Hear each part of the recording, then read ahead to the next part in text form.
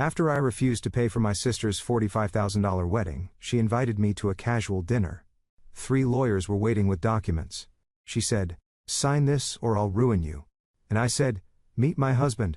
What he handed them shut everything down. This story from Daily Reddit readings, so watch till end for plot and twist. My name is Francesca. And if there is one thing I know as a senior actuary for one of the largest insurance firms in New York City, it is that value is rarely what it appears to be on the surface. I calculate risk for a living. I look at numbers and I tell billionaires whether their next venture is going to soar or crash. My clients pay me a retainer that could buy a small island. But to my family, I'm just Jazz, the boring girl who works with spreadsheets and probably makes $40,000 a year. I never corrected them. In my family, silence is not just golden, it is a survival strategy.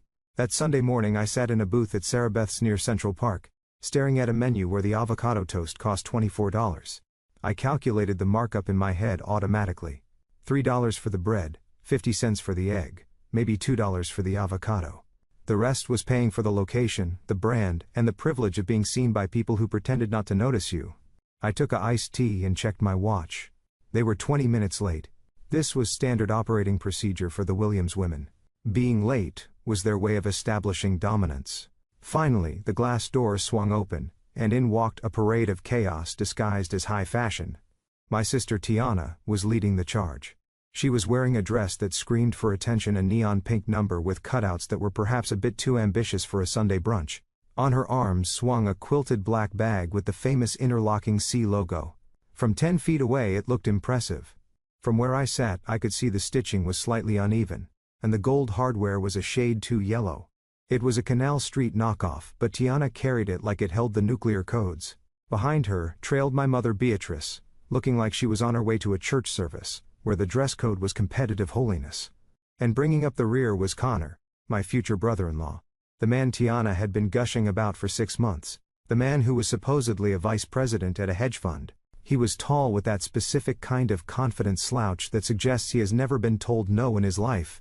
He wore a navy blazer with gold buttons and loafers with no socks. They arrived at the table in a flurry of air kisses and perfume that smelled like vanilla and desperation. Tiana slid into the booth opposite me, and immediately pulled out her phone. She did not say hello. She held the phone up high, finding her light. "Hey guys, we are here at Sarah Beth's, with the fam for a little wedding planning meeting." Tiana chirped into the screen, her voice rising an octave to that fake influencer pitch. "So excited to show you all the details, stay tuned." She ended the video, and her smile dropped instantly. She looked at me, and frowned. "You could have dressed up a little, Jazz. It is Sarah Beth's, not a cafeteria." I looked down at my simple linen blouse and tailored trousers. They were from the Row, and cost more than Tiana's entire outfit combined. But they did not have logos plastered all over them, so to my sister they were invisible. "I am fine, Tiana," I said calmly. "You are late." "Traffic was a nightmare," Connor interjected, sliding in next to Tiana. He did not apologize. He just signaled the waiter with a snap of his fingers that made my skin crawl. "Garçon, we will start with a bottle of the Veuve Clicquot, the vintage if you have it." I watched him carefully. Connor Sterling, the man with the prestigious last name and the vague job description. He rested his hand on the table, and my eyes went straight to his wrist. A Rolex Submariner. It was heavy and shiny. But as I watched the second hand, I saw it tick. Tick tick tick. A real Rolex has a sweeping movement. It glides.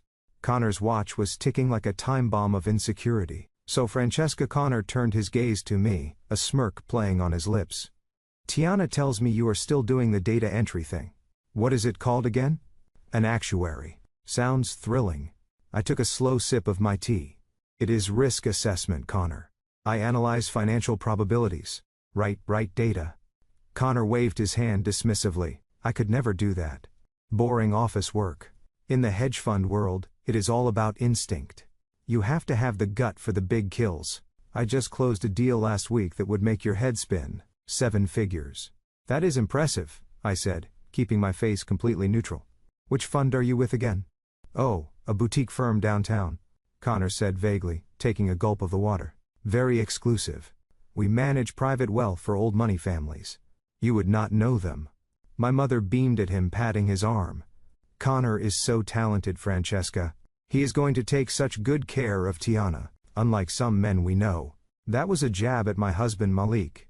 My mother had never forgiven Malik for showing up to our first family dinner in a hoodie and jeans.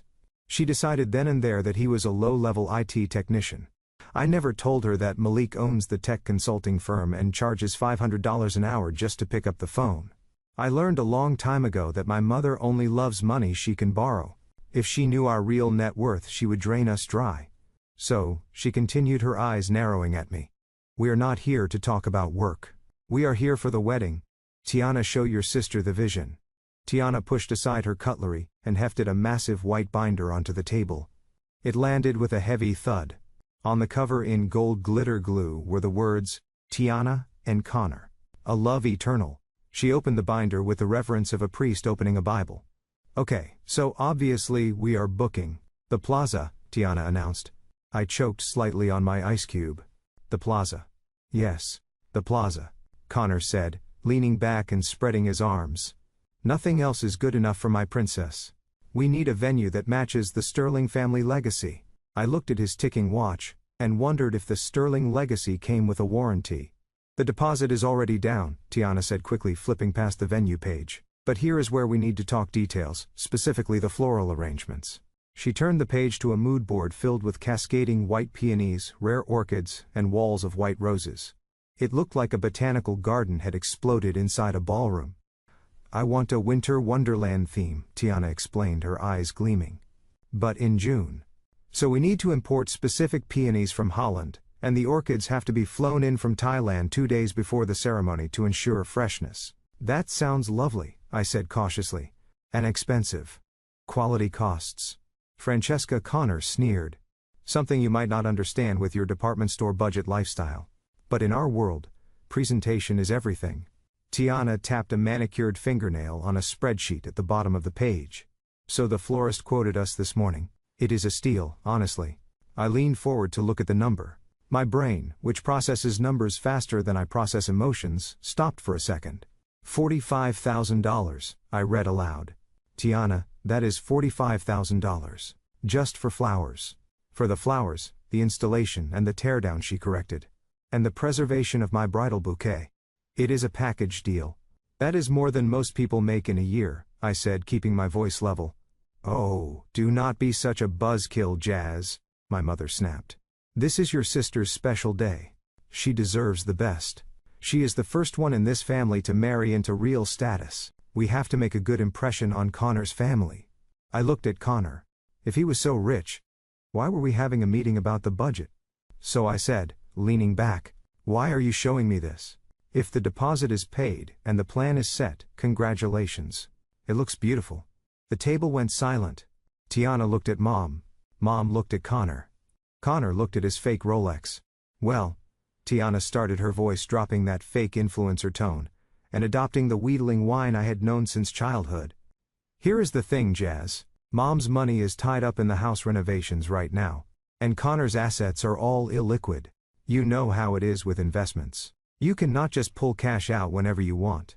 I did know how it is with investments. I also knew that illiquid assets was code for broke. So Connor said, taking charge. We discussed it, and we decided that as the big sister, it would be a great honor for you to sponsor the floral arrangements. Sponsor, I repeated. You want me to pay $45,000 for flowers. Think of it as your wedding gift, Tiana said, smiling brightly as if she had just offered me a favor. Mom said you have been saving up since you never go on vacations or buy nice clothes. You probably have that much sitting in a checking account doing nothing. My mother leaned in her face, settling into a mask of serious piety. Francesca, the Bible says, to whom much is given, much is expected. You have no children, you have no responsibilities. Your husband works in computers, so I know he is not bringing much to the table. But you have your steady little job. It is time you stepped up for this family. You have always been the selfish one, keeping your money to yourself while your sister struggles to build a life. Struggles. I thought, looking at her fake Chanel bag and her fresh manicure. Let me get this straight, I said slowly, making sure I understood the audacity of the request. You want me to write a check for $45,000? Today. For flowers that will die in 12 hours. Because Connor is too rich to pay for them and Mom is too poor to pay for them. It is not about the money, Francesca Connor said, his voice dripping with condescension. It is about duty. In my family, siblings support each other. If I had a brother in your position, I would not even have to ask.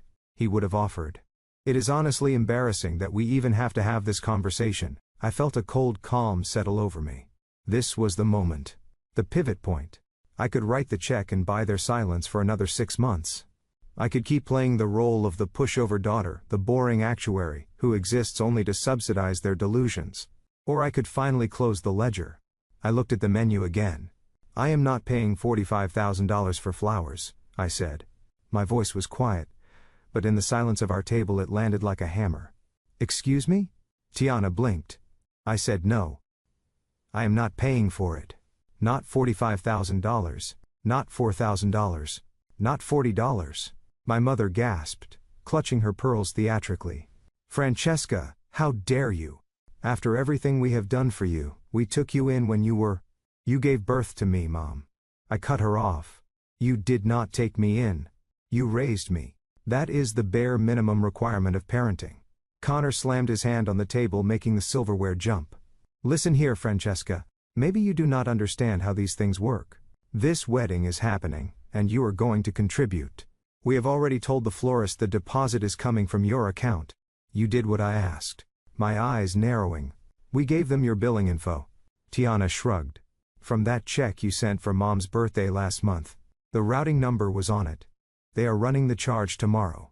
I stared at them. They had not just asked. They had stolen. They had taken my bank information and authorized a charge equal to a luxury car without my permission. They thought I was trapped. They thought I would be too embarrassed to cause a scene, too afraid of losing their approval to stop the payment. They thought they were dealing with Francesca the doormat. But they forgot one thing. I am a risk assessor. And I had just determined that this relationship was a total loss. I pulled out my phone and opened my banking app. What are you doing? Connor demanded. I am locking my accounts, I said, tapping the screen. And then I am calling the fraud department to report an unauthorized transaction attempt. If that florist tries to run my card tomorrow, it will be declined, and they will be flagged for investigation. You would not dare. Tiana shrieked, her face turning an ugly shade of red. You will ruin my wedding. I stood up. I did not care about the stares from the other tables anymore. You ruined your own wedding when you decided to spend money. You do not have to impress people you do not like, I said. I picked up my purse. I am leaving. And, Tiana, for my wedding gift. I am getting you a toaster. A really nice one. It has 4 slots. I walked away as my mother started screaming scripture at my back, and Connor yelled about how I was going to regret crossing the Sterling family. I walked out of Sarah Beth's, into the bright New York sunlight, and took a deep breath. I thought it was over. I thought I had won. But I was wrong. That was just the opening move. They did not just want my money. They wanted to destroy me. And 2 weeks later, when Tiana called me with that sweet, apologetic voice, inviting me to a reconciliation dinner, I should have known better. I should have known that when a predator smiles, it is not because they are happy. It is because they are about to feed. I stepped into a taxi and gave the driver my address. My phone buzzed. A text from Tiana. You will pay for this, Francesca. One way or another. I deleted the text. But as I watched the city blur past the window, I realized that for the first time in my life, I was not just calculating the risk. I was ready to be the danger. The silence that followed my refusal was heavy enough to crush the delicate porcelain cups on the table. For a moment the hum of conversation in the upscale restaurant seemed to fade away, leaving us in a bubble of tension that felt suffocating. Tiana stared at me with her mouth slightly open, as if I had just spoken in a foreign language. Connor looked at his water glass, a tight smile frozen on his face, while his brain tried to process the fact that someone had actually said no to him. But it was my mother whose reaction was the most practiced. Beatrice Williams did not get angry immediately. That was amateur hour. Instead, she let her lower lip tremble. She widened her eyes until they shimmered with unshed tears. And then she looked around the room just to make sure she had an audience. Once she was satisfied that the couple at the next table was watching, she let out a sound that was half sigh and half sob. She reached into her purse and pulled out a lace handkerchief that she kept specifically for moments of emotional manipulation. Francesca, she whispered, her voice trembling with a theatrical fragility that would have won her a Tony Award. I do not understand what has happened to your heart, I really do not. She dabbed at her dry eyes and shook her head. I remember when you were a little girl, she continued, raising her volume just enough so the waiter refilling water 3 tables away could hear. I remember how we sacrificed for you. Your father and I worked double shifts. We went without new clothes. We went without vacations just so you could have books and school supplies. We poured everything into you, Francesca. Every drop of our blood and sweat. And now, when your sister needs you just this once you close your hand. She paused for effect, and then reached for the ultimate weapon, her leather-bound travel Bible, which she placed on the table next to the mimosa pitcher. The good book says, "To whom much is given, much is required," she quoted, looking at me with a mix of judgment and pity. It says, "Honor your father and mother so that your days may be long." Are you honoring us, Francesca? Is this how you honor the family that made you? By hoarding your wealth while your sister suffers. By putting a price tag on love. I watched her performance with the detached, analytical gaze of a risk assessor. I categorized her statements as historical revisionism. My father had worked hard, yes, but Beatrice had spent most of my childhood buying lottery tickets and designer knockoffs while I cooked dinner for Tiana. The books she mentioned were from the public library because she refused to buy them. The sacrifice she spoke of was mostly mine. I was the one who tutored Tiana through high school. I was the one who co-signed her first car loan, which she defaulted on, leaving me to clean up the mess. I am not hoarding wealth, mother, I said, keeping my voice low and steady. I am setting a boundary. There is a difference. Boundary. Beatrice spat the word out like it was a curse. That is a word for white people, Francesca. In this family we do not have boundaries. We have loyalty, we have sacrifice. But you would not know anything about that, would you? You have become so cold, so distant. This was the cue for Tiana to join the fray. She had recovered from her shock, and now the embarrassment was setting in. She saw the waiters glancing at our table. She saw the judgmental looks from the wealthy patrons she was so desperate to impress. And she blamed me. You are doing this on purpose, she hissed, leaning across the table. Her face, which had been perfectly contoured, was now twisting into a mask of ugly rage. You waited until now to humiliate me. You could have just said yes. You could have just written the check. But no. You wanted to make me beg. You wanted to make Connor look bad in front of everyone. I did not ask for this meeting, Tiana, I reminded her. You invited me. You asked for the money. I just gave you an answer you did not like. You are jealous, Tiana said, her voice rising in pitch. That is what this is. You are jealous because I'm getting the fairy tale. I am marrying a Sterling.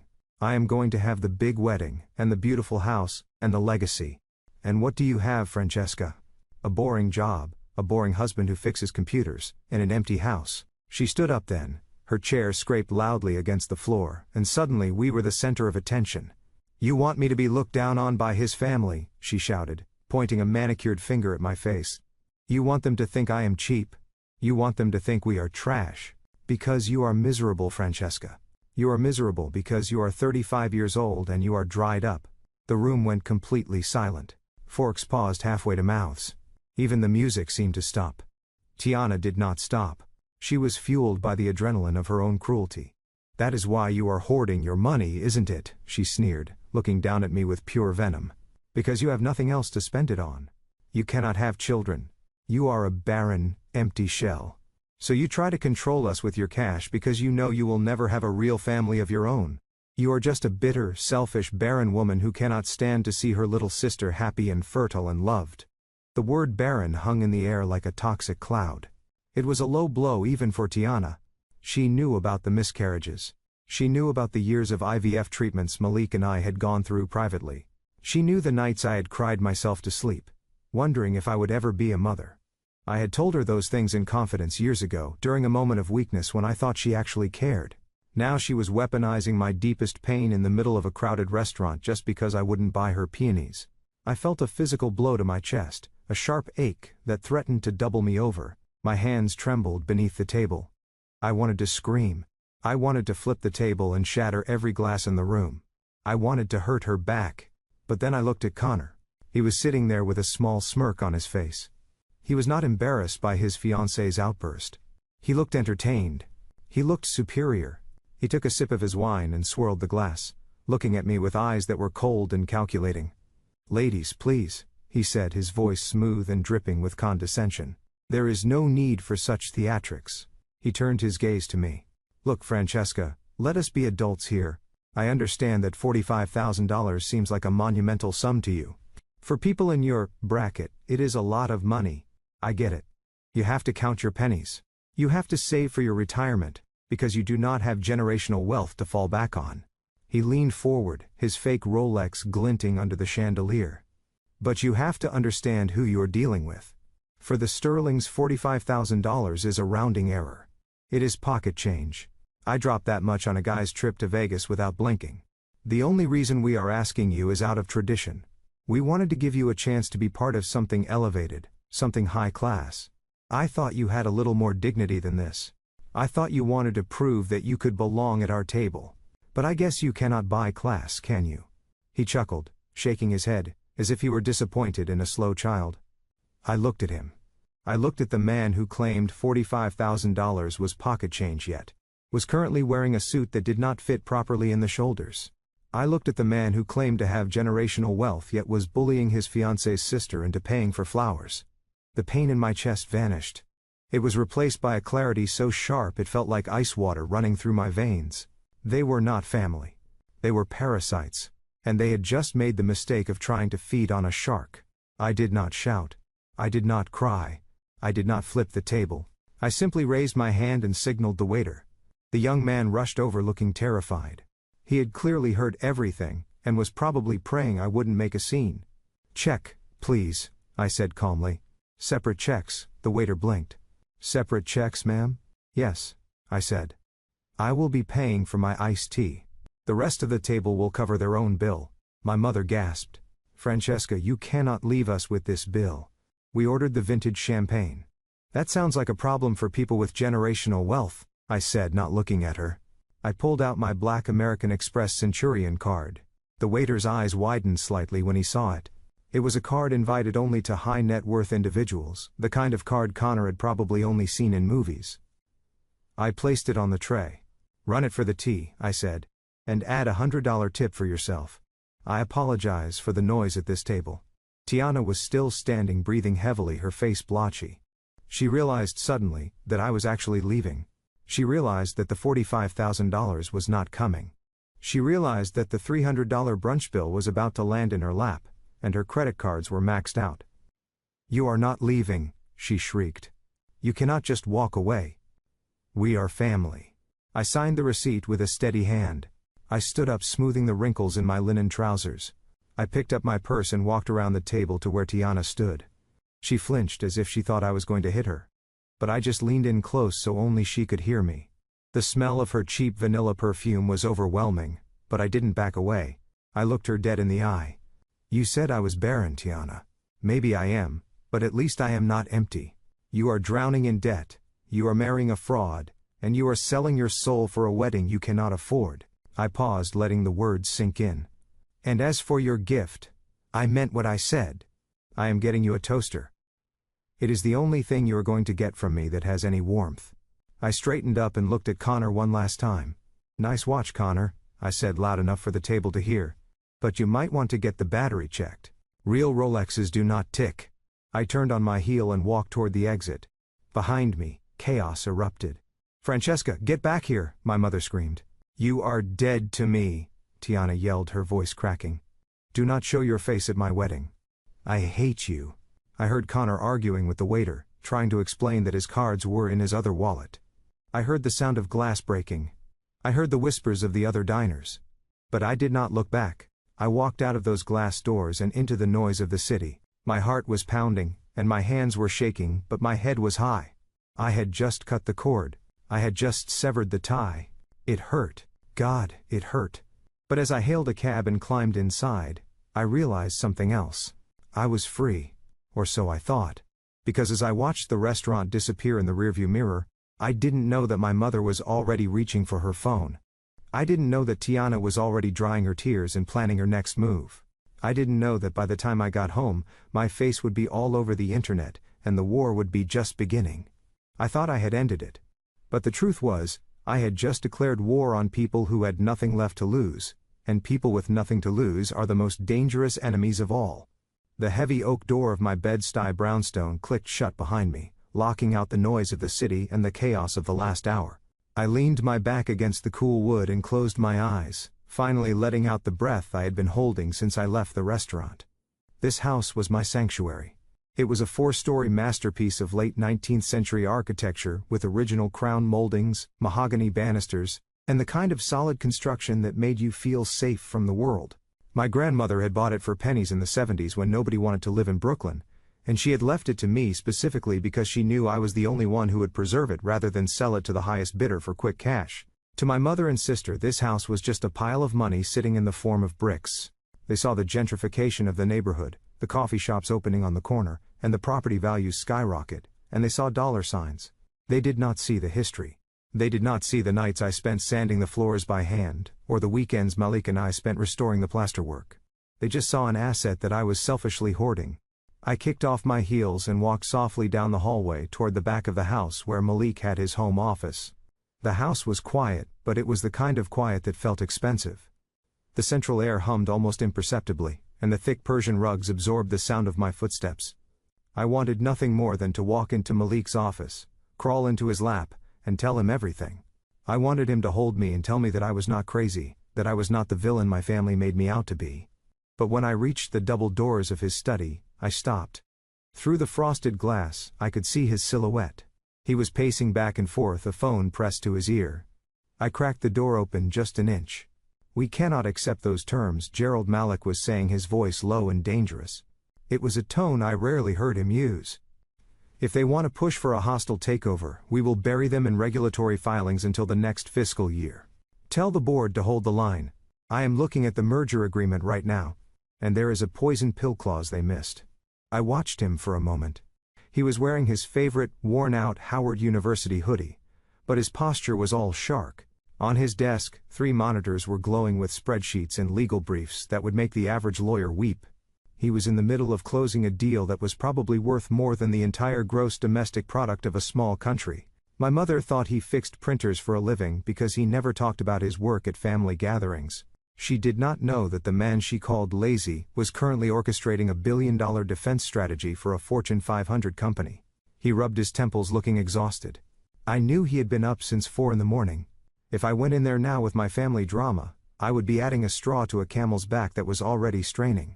I could not do that to him. He was fighting real wars. My war was just a petty skirmish over flowers and ego. I gently pulled the door closed without making a sound. I was alone. I walked into the kitchen and poured myself a glass of water. My hands were still trembling slightly.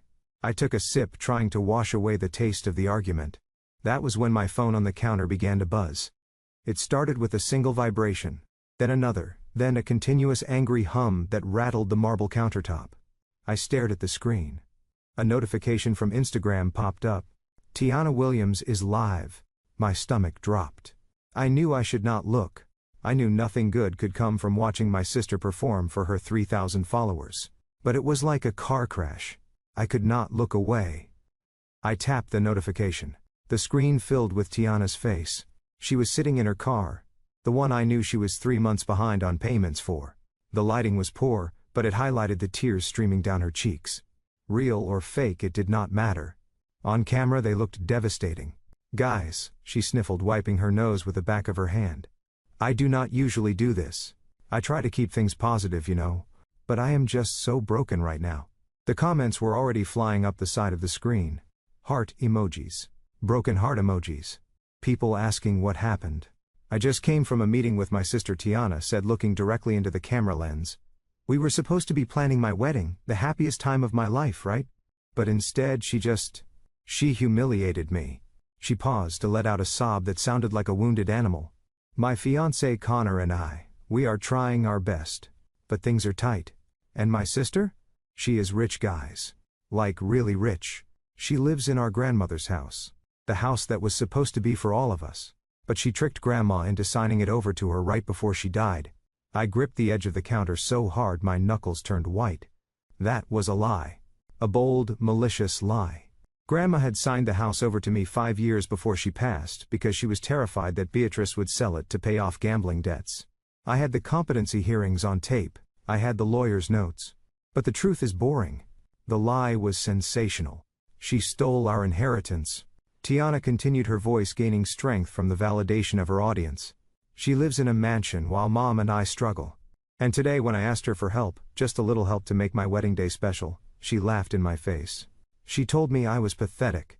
She threw money at me and walked out. The comments section was a cesspool of outrage. Wow, what a snake. Karma will get her. Family comes first. That is shameful. This is why you cannot trust anyone, even blood. I watched as user after user piled on. People I did not know, strangers from across the country, were judging me based on the performance of a woman who once stole my identity to open a credit card at Sephora. Then the text messages started. It began with Aunt Sarah, the family matriarch, now that Grandma was gone. Sarah had always liked me, but she loved peace more than she loved truth. Francesca, I am seeing this video. Please tell me you did not leave your mother and sister with the bill. You have so much, and they have so little. Fix this. Then came my cousin Marcus, who owed me $2,000 I knew I would never see again. You are foul for that, Jazz. Mom is crying watching this. You need to apologize and cut that check. Do not forget where you came from. Then came the messages from numbers I did not even have saved. Distant relatives, friends of the family, people who had not spoken to me in a decade but felt entitled to weigh in on my character. Selfish, bougie, sellout, Oreo. That last one stung the most. It was the insult they always used when I succeeded. When I got straight A's, I was acting white. When I got into a top university, I was forgetting my roots. When I bought a brownstone and restored it instead of letting it crumble, I was gentrifying my own history. To them, my success was an indictment of their stagnation. And now Tiana had given them a weapon to attack me with. I put the phone down face down on the counter. The buzzing continued, a relentless drumbeat of notification after notification. I looked around my beautiful kitchen, the custom cabinets I had designed, the vintage stove I had hunted down in an estate sale, the light pouring in from the garden window. It was everything I had ever wanted. It was the physical manifestation of my hard work and discipline. So, why did I feel so small? I felt the walls closing in. The silence of the house, which had been a comfort minutes ago, now felt oppressive. It felt like isolation. I was the girl in this big house on the hill, and down in the village the townspeople were lighting their torches. I wanted to march into the living room and turn on the television to drown out the noise in my head, but I knew I would just see Tiana's face in my mind. I wanted to call my best friend getting drinks in the city. But I was too ashamed to explain that my own sister was publicly dragging me through the mud. So I stood there in the middle of my $1,000,000 kitchen, feeling like the poorest woman in the world. I walked over to the fridge and opened it, staring blindly at the contents. I wasn't hungry, I just needed to look at something orderly. Rows of sparkling water, fresh vegetables in the crisper. Containers of meal prep that Malik and I had made on Sunday. Order, logic, structure. My family was chaos. They were a hurricane that swept through and destroyed everything in its path, demanding that you thank them for the rain. I closed the fridge and leaned my forehead against the cool stainless steel. Be the bigger person. That was what everyone always said. Just apologize. Just pay the money, keep the peace. But peace at the expense of my dignity wasn't peace. It was surrender. The buzzing stopped for a moment, then started again with a different rhythm. A call. I glanced at the screen. It was my mother. I let it ring. I knew exactly what she would say. She would not be angry. That was not her style. When she wanted something, she would be weeping. She would say she was having chest pains. She would say her blood pressure was spiking, and it was all my fault. She would weaponize her health just like Tiana weaponized her tears. I declined the call. Immediately a text appeared. If I end up in the hospital tonight, it is on your hands. I stared at the words.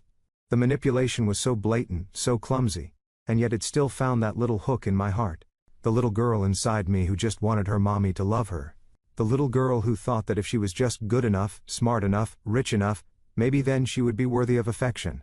But I was not a little girl anymore. I was a 35-year-old woman with a mortgage, a career, and a husband who was currently fighting off corporate raiders in the next room. I took a deep breath and picked up the phone. I did not text back. Instead, I opened my settings. I scrolled down to the blockers. I selected Tiana's number. Block. I selected my mother's number. Block. I selected Aunt Sarah and cousin Marcus. Block. Block. The buzzing stopped. The silence returned. But this time, it did not feel empty. It felt like the silence after a storm has passed. I was alone in the house, yes, but I was safe. I walked over to the window and looked out at the garden.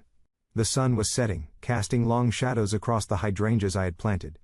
They were blooming beautifully. I thought about Tiana's demand for $45,000 worth of flowers that would be dead by morning. My flowers were real. My life was real. And then I saw it. A car pulled up to the curb outside. A black sedan. Not a taxi. Not an Uber. It was an older model beat up with a dent in the passenger door.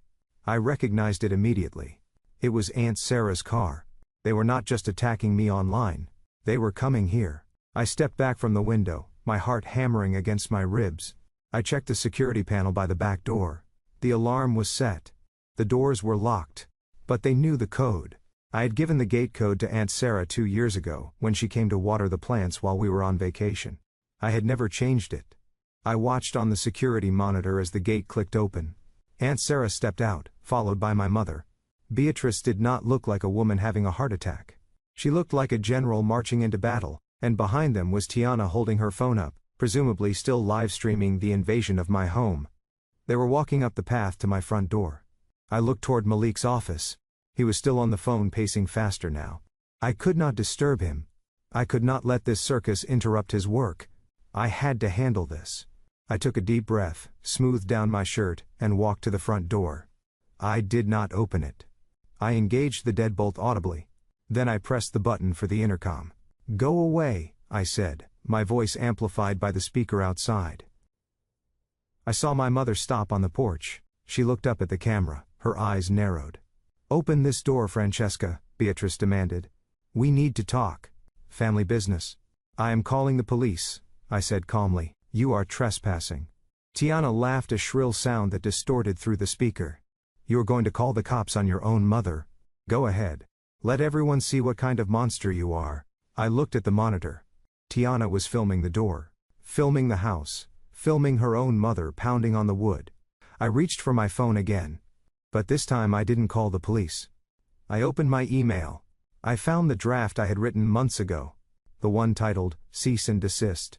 The one I had prepared the last time they tried to extort me, but had been too soft to send. I forwarded it to my lawyer. Then I sent a text to the private security firm that patrolled our neighborhood. Priority 1. Intruder on premises. I watched on the screen as the security patrol car turned the corner, just 30 seconds later.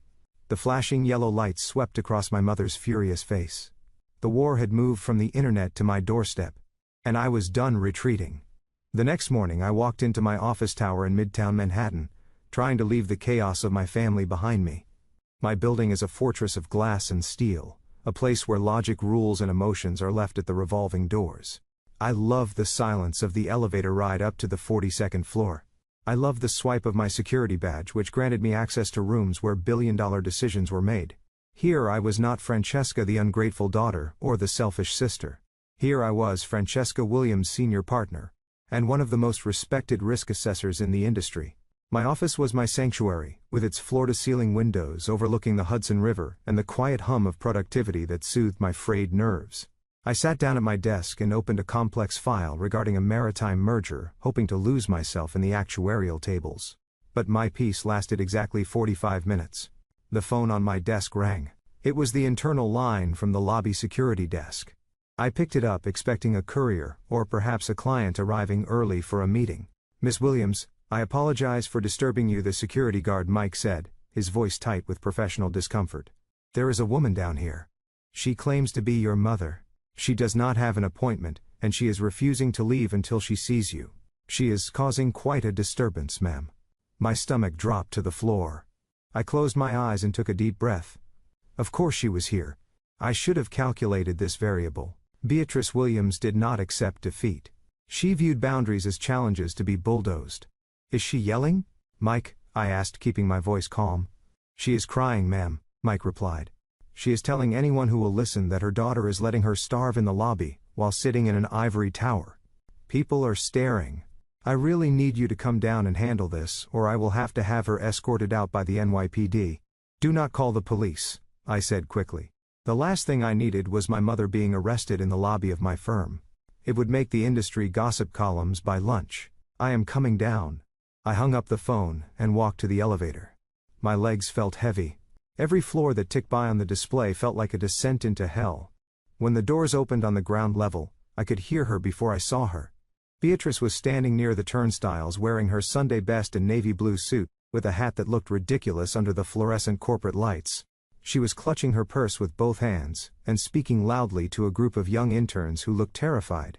I raised her alone, she was wailing. I scrubbed floors so she could work in a place like this. And now she treats me like a stranger. Mother. My voice cut through her performance like a knife. She spun around, her eyes lighting up with a mix of triumph and fury. The tears vanished, instantly replaced by a look of steely determination that I knew all too well. Francesca, she said, smoothing her skirt. Finally, do you know how humiliating it is to be stopped by security like a common criminal? I am your mother.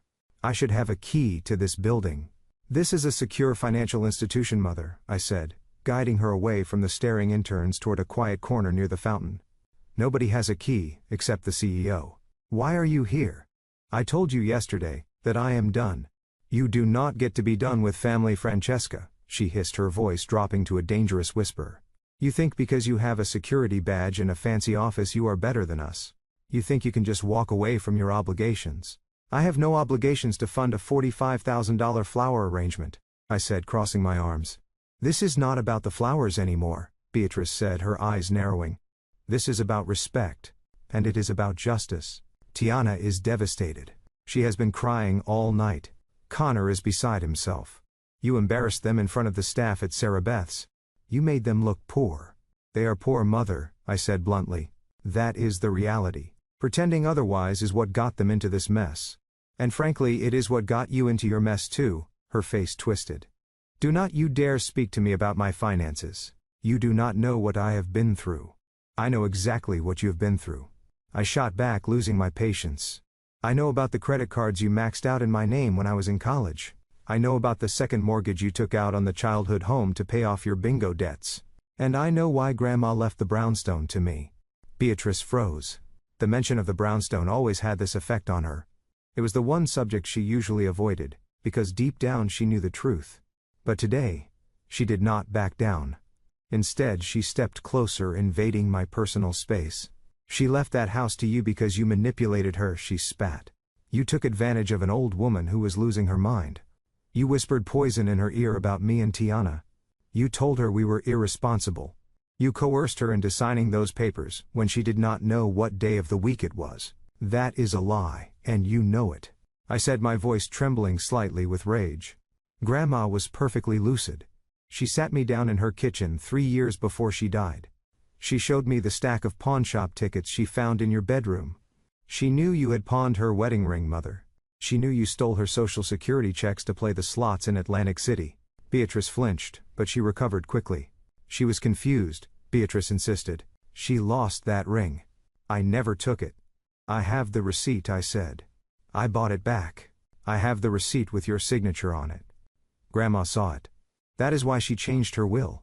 She told the lawyer specifically that she wanted the house to go to me, because she knew if she left it to you it would be sold within a month to pay a bookie or a casino.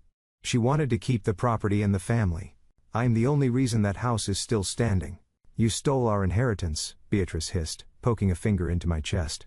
That house is worth $3 million now. That is family money. Tiana deserves her share. I deserve my share. And you are sitting on it like a dragon while your sister scraps for pennies. I am preserving it, I corrected her. I pay the property taxes. I pay for the maintenance. You and Tiana have never contributed a dime. Because you stole it, she repeated like a broken record. But that ends today. She reached into her purse. For a second, I thought she was going to pull out the Bible again. But instead, she pulled out a folded piece of paper. It looked like a printout from a legal website. Connor has been doing some research, she said, a smug smile spreading across her face. He knows people, Francesca, powerful people. He spoke to his family lawyers this morning. I almost laughed. Connor did not have family lawyers. Connor had debt collectors. And what did his imaginary lawyers say, I asked. They said that a will signed by a woman with early onset dementia is contestable, she said, reciting the words carefully as if she had memorized them on the ride over. They said that if one beneficiary has undue influence over the testator, the entire document can be voided. They call it elder abuse, Francesca, financial exploitation of a vulnerable senior. I stared at her. The air in the lobby seemed to drop 10 degrees. This was not just a guilt trip anymore. This was a legal threat. And not just any threat. An accusation of elder abuse was a nuclear bomb for someone in my profession. I am an actuary. My entire career is built on ethics, integrity, and trust. I handle sensitive financial data for the largest corporations in the world. To hold my license, I have to pass rigorous background checks and adhere to a strict code of conduct. A formal accusation of fraud, especially involving a family member and a vulnerable senior, would trigger an immediate ethics investigation by the actuarial board. Even if I was innocent, even if I won in court, the investigation alone would suspend my license. My clients would drop me. My firm would place me on administrative leave to protect their reputation. It would effectively end my career. You would not dare, I whispered. Oh, I would, Beatrice said, her voice sweet and poisonous. And I will. Connor has the paperwork ready. He says all we have to do is file a petition with the probate court. Once it is public record, your bosses upstairs will hear about it. How will that look, Francesca, the high and mighty risk assessor accused of swindling her own grandmother? This was extortion, pure and simple.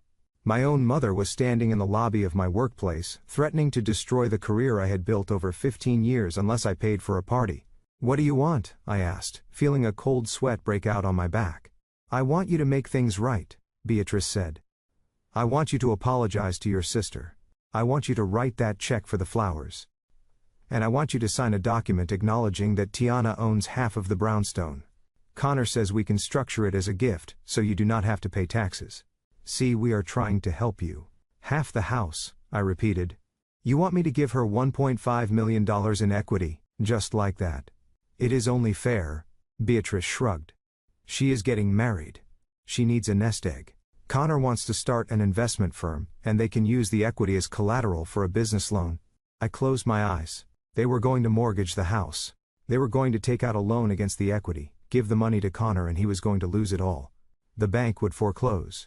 The house would be gone. Everything Grandma worked for, everything I had protected would be erased. And if I refuse, I asked, opening my eyes. Then we go to court, Beatrice said simply. And we go to the press. Tiana has a platform, you know. She will tell the world how you abused your grandmother. We will ruin you, Francesca, unless you do the right thing. I looked at the woman standing in front of me. I looked for any trace of the mother who used to braid my hair. I looked for any sign of love or hesitation. There was none. There was only greed. She was willing to burn my life to the ground to keep herself warm. I realized then that I had made a miscalculation. I had treated them like a nuisance. But they were not a nuisance. They were an existential threat. I need time, I said, keeping my voice steady, even though my insides were screaming. I cannot just sign over a house in the lobby. I need to review the paperwork. You have 24 hours, Beatrice said, checking her watch as if she had somewhere important to be. Tiana is finalizing the venue contracts tomorrow. If we do not have the money and the commitment by then, Connor files the petition. She reached out and patted my cheek. Her hand felt cold. Do not be stubborn, Francesca. We are doing this for your own good. You have been alone too long. You have forgotten how to share. We are just teaching you how to be a family again. She turned and walked toward the revolving doors, her heels clicking on the marble floor. I watched her go. I watched her walk out into the sunlight, leaving me standing in the shadows of the lobby. I turned around and walked back to the elevators. My hands were shaking so badly. I had to use 2 hands to press the button. Mike, the security guard, looked at me with concern. Is everything all right, Ms. Williams? I looked at him. No, Mike, everything is not all right. I went back up to the 42nd floor. I walked into my office and closed the door. I sat down at my desk and stared at the file on the maritime merger. The numbers blurred. The probability tables made no sense. I was dealing with a variable I had never encountered before. A zero-sum game where the opponent was my own blood. They wanted the house, they wanted my money, and they were using my career as leverage. I picked up my phone. I needed to call Malik. But then I hesitated. Malik was in the middle of a war of his own. If I told him this, if I told him that Connor and my mother were threatening my license, he would go nuclear, he would destroy them. But in doing so, he might jeopardize his own deal. He might lose focus at a critical moment. I could not put that on him. Not yet. I had 24 hours. 24 hours to figure out how to stop them without blowing up my life. I opened a new browser window. I typed in a name. Connor Sterling. If they wanted to play legal games, I needed to know exactly who I was playing against. Beatrice said. Connor had lawyers. She said he had family money. She said he was a vice president. I started digging. I pulled up public records. I accessed the databases that only actuaries and private investigators use. The ones that show credit scores, liens, and bankruptcy filings. It took me 10 minutes to find the first crack. Connor Sterling did not have a family lawyer. In fact, Connor Sterling did not even have a bank account in good standing. I stared at the screen. A cold smile touched my lips. My mother had threatened to ruin me with a lie. But I was about to ruin them with the truth. But before I could print the documents, my email pinged. It was a message from Tiana. Subject: reconciliation. Content: Jazz. I am sorry about Mom. She is intense. But she is right. We need to fix this. Come to dinner at Connor's place tomorrow night. Just us. No yelling. Just family. We can work out a payment plan. I want you at my wedding. Please. It was the bait. The trap. They thought I was scared. They thought the threat had worked, and now they were offering me a graceful way to surrender. Come to dinner, sign the papers, and we will let you keep your career. I looked at the cursor blinking on the screen. I hit reply. I will be there. I was not going there to surrender. I was going there to gather evidence. They wanted a meeting. I would give them a meeting. But I would not be the victim they expected. I closed my laptop and stood up. I walked to the window and looked out at the city. You want to play dirty, mother? I whispered to the glass. Okay, let us play. 2 weeks of silence followed my mother's dramatic exit from my office lobby. In the world of risk assessment, silence is often more dangerous than noise. Noise gives you data points. Noise tells you where the threat is coming from and how fast it is moving. But silence is a void. It is the deep breath the ocean takes before the tsunami hits the shore. For 14 days I went to work, checked my credit reports hourly, and waited for the legal notice to drop. I barely slept. Every time my phone buzzed, I expected to see a process server standing at my front door, or a headline in the industry news about an ethics investigation into my license. But there was nothing, just a heavy, suffocating quiet that made the air in my brownstone feel thin. Then, on a rainy Tuesday evening, the call came. It was not my mother this time. It was Tiana. I stared at her name on the screen. My finger hovered over the decline button. My brain, the logical analytical engine that had kept me safe for 35 years, screamed at me to let it go to voicemail. Do not engage. Do not open the door. But there is a part of the human heart that biology cannot explain. The part that remembers braiding her hair on the front porch when we were kids. The part that remembers protecting her from the neighborhood bullies. Even though she had grown into the bully herself, that tether was frayed but not broken. I answered the phone. Hello, Tiana. Francesca. Her voice was small. It sounded wet, like she'd been crying for hours. It lacked the sharp performative edge I had seen at the restaurant. This sounded like the old Tiana. The little sister who used to crawl into my bed during thunderstorms. I am sorry, Jazz. I am so sorry. I did not speak. I let the silence stretch out, forcing her to fill it. Mom is crazy. Tiana continued, her voice catching on a sob. She has been pushing me so hard. She wants this wedding to be perfect because she thinks it will fix everything. She thinks if I marry Connor, all our problems will go away. I got caught up in it. I let her get in my head. And I treated you like an ATM instead of my sister. I leaned back against my kitchen counter, listening to the rhythm of her breathing. It sounded convincing. But I analyze fraud for a living. I know that the best con artists do not sound slick. They sound vulnerable. What do you want, Tiana? I asked, keeping my voice neutral. I just want my sister back, she whispered. I do not care about the flowers. I do not care about the money. Connor and I talked. We are going to scale back. We are going to do something smaller. Something we can actually afford. I raised an eyebrow. That sounded completely out of character for Connor, the man who thought $45,000 was pocket change. Really, I said. Connor agreed to that. He did, Tiana said quickly. He feels terrible about how he spoke to you. He was just stressed. You know how men get about providing. He wants to apologize too. Look, Jazz. We are having a dinner tomorrow night. Just a casual thing at the apartment. No mom, no lawyers, just me, Connor and you. Please, come. Let us just be sisters again. Please. I looked at the rain streaking down the glass of my kitchen window. My gut told me it was a trap. My gut told me that people like Tiana and Connor do not have personality transplants overnight. They do not go from threatening legal action to hosting casual dinners unless they have a new angle. Unless they have realized that the stick did not work, so now they are trying the carrot. But I needed to know what the angle was. I needed to see the battlefield. If they were planning to sue me, I needed to look Connor in the eye and see how confident he really was. I needed to see where they lived, how they lived, and what resources they actually had. I will come, I said. But if I see Mom or a lawyer, I am walking out. No lawyers, Tiana promised. Just family. 7 o'clock. I hung up the phone and immediately dialed a number I had not used in years. It belonged to a man named David, a former forensic accountant, who now worked as a private investigator specializing in asset tracing. He was the guy you called when you wanted to find the money a husband was hiding in the Cayman Islands during a divorce.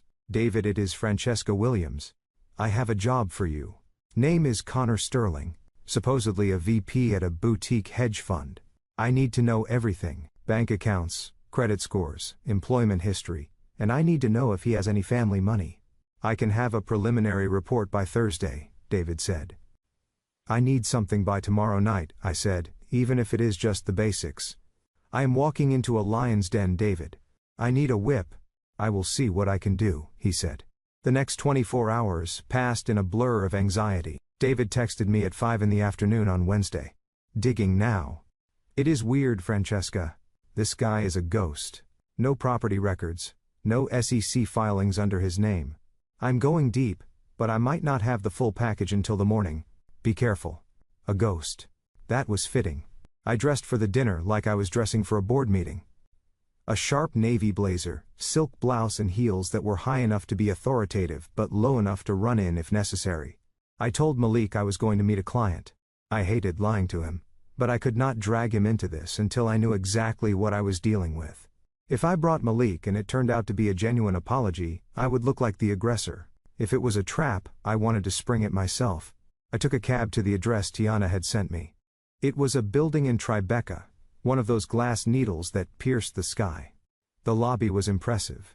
Floors of Italian marble, a doorman who looked like a Secret Service agent, and a scent of white tea pumped through the vents.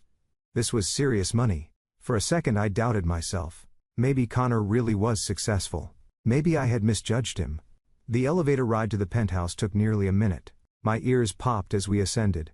When the doors opened directly into the apartment, I stepped out into a space that was designed to intimidate. Floor-to-ceiling windows offered a panoramic view of the Manhattan skyline.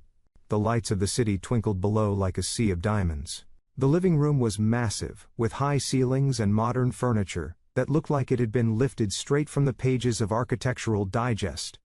Tiana and Connor were waiting for me. Tiana was wearing a simple dress, looking modest and repentant. Connor was in a cashmere sweater pouring wine into a crystal decanter. Francesca, Tiana said, walking over to hug me. Thank you for coming. I let her hug me. Her body felt tense. She was vibrating with a nervous energy that she was trying hard to suppress. Hello, Tiana, I said, stepping back. Connor. Francesca. Connor nodded, offering me a glass of red wine. Reckless of me to assume you drink red, but this is a lovely Cabernet I have been saving. Please. I took the glass. I did not drink. I began to walk around the room, letting my eyes scan the environment. I put on my actuary glasses. I stopped looking at the overall picture, and started looking at the data points. The first thing I noticed was the art. On the far wall there was a massive abstract painting, splashes of red and black. It looked like a Rothko. It was framed in heavy black wood. To the untrained eye, it screamed millions of dollars. But I stepped closer. I tilted my head looking at the surface of the canvas under the track lighting. Real oil paintings have texture. You can see the brush strokes the ridges where the paint layers over itself. Even an old painting has a topography. This surface was completely flat. It was smooth. It was a print. A high-quality print, yes, perhaps canvas transfer, but it was ink, not paint. It was a poster masquerading as a masterpiece. Interesting piece, I said, turning to Connor. Is it an original? Connor chuckled, swirling his wine. Oh, that old thing. It is a study by a local artist I support. I have the Sirius collection in storage. The humidity in New York can be brutal on oils, you know. I nodded, filing that away. Lie number 1. Nobody keeps the fake art on the wall and the real art in storage unless they do not have real art. I walked toward the seating area. There was a large white rug anchoring the room. It looked plush and inviting. But as my heels sunk into it, I felt a distinct friction, static. I looked down. The fibers had a synthetic sheen. Wool absorbs light. Silk reflects it softly. This material was reflecting the overhead lights with a harsh plastic glare. And in the corner near the sofa leg, the rug was curling slightly upward. A high-end Persian or wool rug lays heavy and flat. It has weight. This was polyester. It was a machine-made rug, likely bought from a staging company or a big box store. It was the kind of rug you buy when you want the look of luxury without the price tag. Lie number 2. Then I lifted the wine glass to my lips. I did not drink. I inhaled. Connor had made a show of pouring it from a crystal decanter hiding the bottle. He called it a lovely Cabernet. A good Cabernet has notes of blackcurrant oak, maybe a hint of tobacco. It smells deep. This smelled like sugar and rubbing alcohol. It had that sharp, stinging scent of a wine that has been mass-produced with added sulfites to preserve it on a grocery store shelf. It was $2 Chuck, dressed up in crystal. Lie number 3. I looked around the rest of the room. There were no personal photos. No books on the shelves that looked like they had been read. The coffee table books were perfectly aligned as if placed by a ruler. There was no clutter. No mail on the counter. No keys near the door. This was not a home. This was a stage set. It hit me with the force of a physical blow. They did not live here. Or if they did, they were renting it furnished, probably on a short-term lease. This was a facade built to convince me that Connor was a man of means. They were trying to dazzle me with the view so I wouldn't look at the details. But details are my business. I turned back to them. Hurned. They were watching me closely. Tiana was twisting her ring. Connor was smiling that tight shark-like smile. Beautiful place, I said, keeping my voice light. How long have you lived here? Oh, about 6 months, Connor said casually, leaning against the marble fireplace, which I noticed was clean of any soot or ash. I picked it up for a steal. The market in Tribeca was soft last year, so I grabbed it. You bought it? I asked. Cash, Connor lied effortlessly. Hate mortgages. Interest is for poor people, right? Right, I said. I took a sip of the terrible wine and forced myself to swallow. It tasted like vinegar and deceit. So I said, sitting down on the stiff sofa. Let us talk. You said you wanted to make peace. We do? Tiana said, sitting next to Connor. We want to start over. She reached for a folder on the coffee table. A folder I hadn't noticed before because it was tucked under a magazine. But before we eat, she said, her voice trembling just a little, we have a small favor to ask.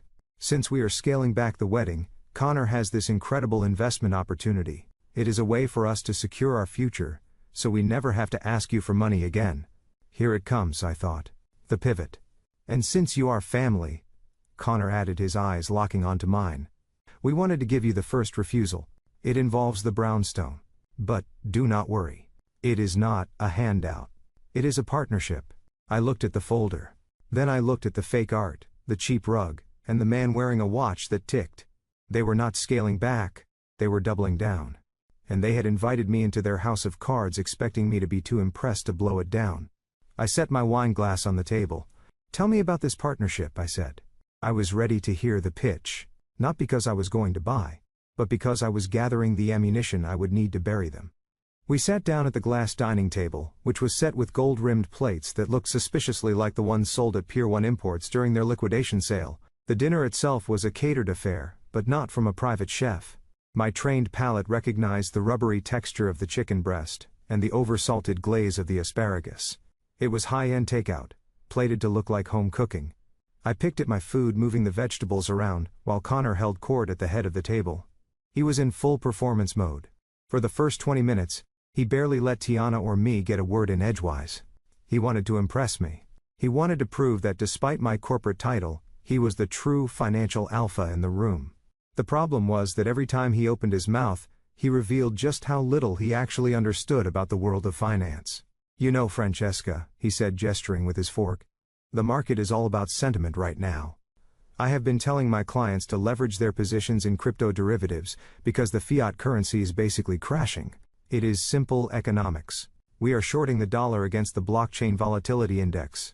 I chewed a piece of dry chicken, slowly trying to keep my face completely blank. Shorting the dollar against a volatility index was not simple economics. It was word salad. It was a sentence constructed by someone who had watched 3 TikTok videos on day trading, and thought he had cracked the code of Wall Street. Interesting strategy, I said, taking a sip of water to wash down the bad wine. And how are you hedging that risk? If the regulatory environment tightens, your liquidity could be trapped. Connor laughed, a dismissive sound that grated on my nerves. Regulatory environment, he scoffed. That is old school thinking, Francesca. That is the problem with you actuaries. You are too focused on the rules. In my world, we move faster than the regulators. We operate in the gray zones. That is where the real alpha is generated. I just closed a seed round for a tech startup that uses AI to predict market corrections. We are projecting a 400% return by third quarter. 400%. I mentally rolled my eyes. Ponzi schemes promised 400%. Legitimate hedge funds fought tooth and nail for 12. Tiana was nodding along, looking at him with adoring eyes. She did not understand a word he was saying, but she loved the way he sounded saying it. She loved the buzzwords. She loved the confidence. She did not see the sweat beading on his upper lip, or the way his leg bounced nervously under the table. So, Francesca, Connor said, wiping his mouth with a linen napkin. About this partnership, we want to keep the brownstone in the family, obviously, but we also need to unlock its value. It is a dead asset just sitting there. Tiana and I were thinking we could set up a trust. You transfer the deed into the trust, and we manage the equity. We can pull out some cash to fund this AI venture and everyone wins. You get a passive income stream, and Tiana gets her security.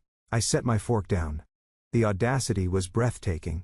They wanted me to sign over my house so they could gamble the equity on a phantom startup. And if the startup fails, I asked quietly, what happens to the house then? It won't fail, Connor said, slamming his hand on the table a little too hard. That is the negative attitude holding you back, Francesca. You have to visualize success.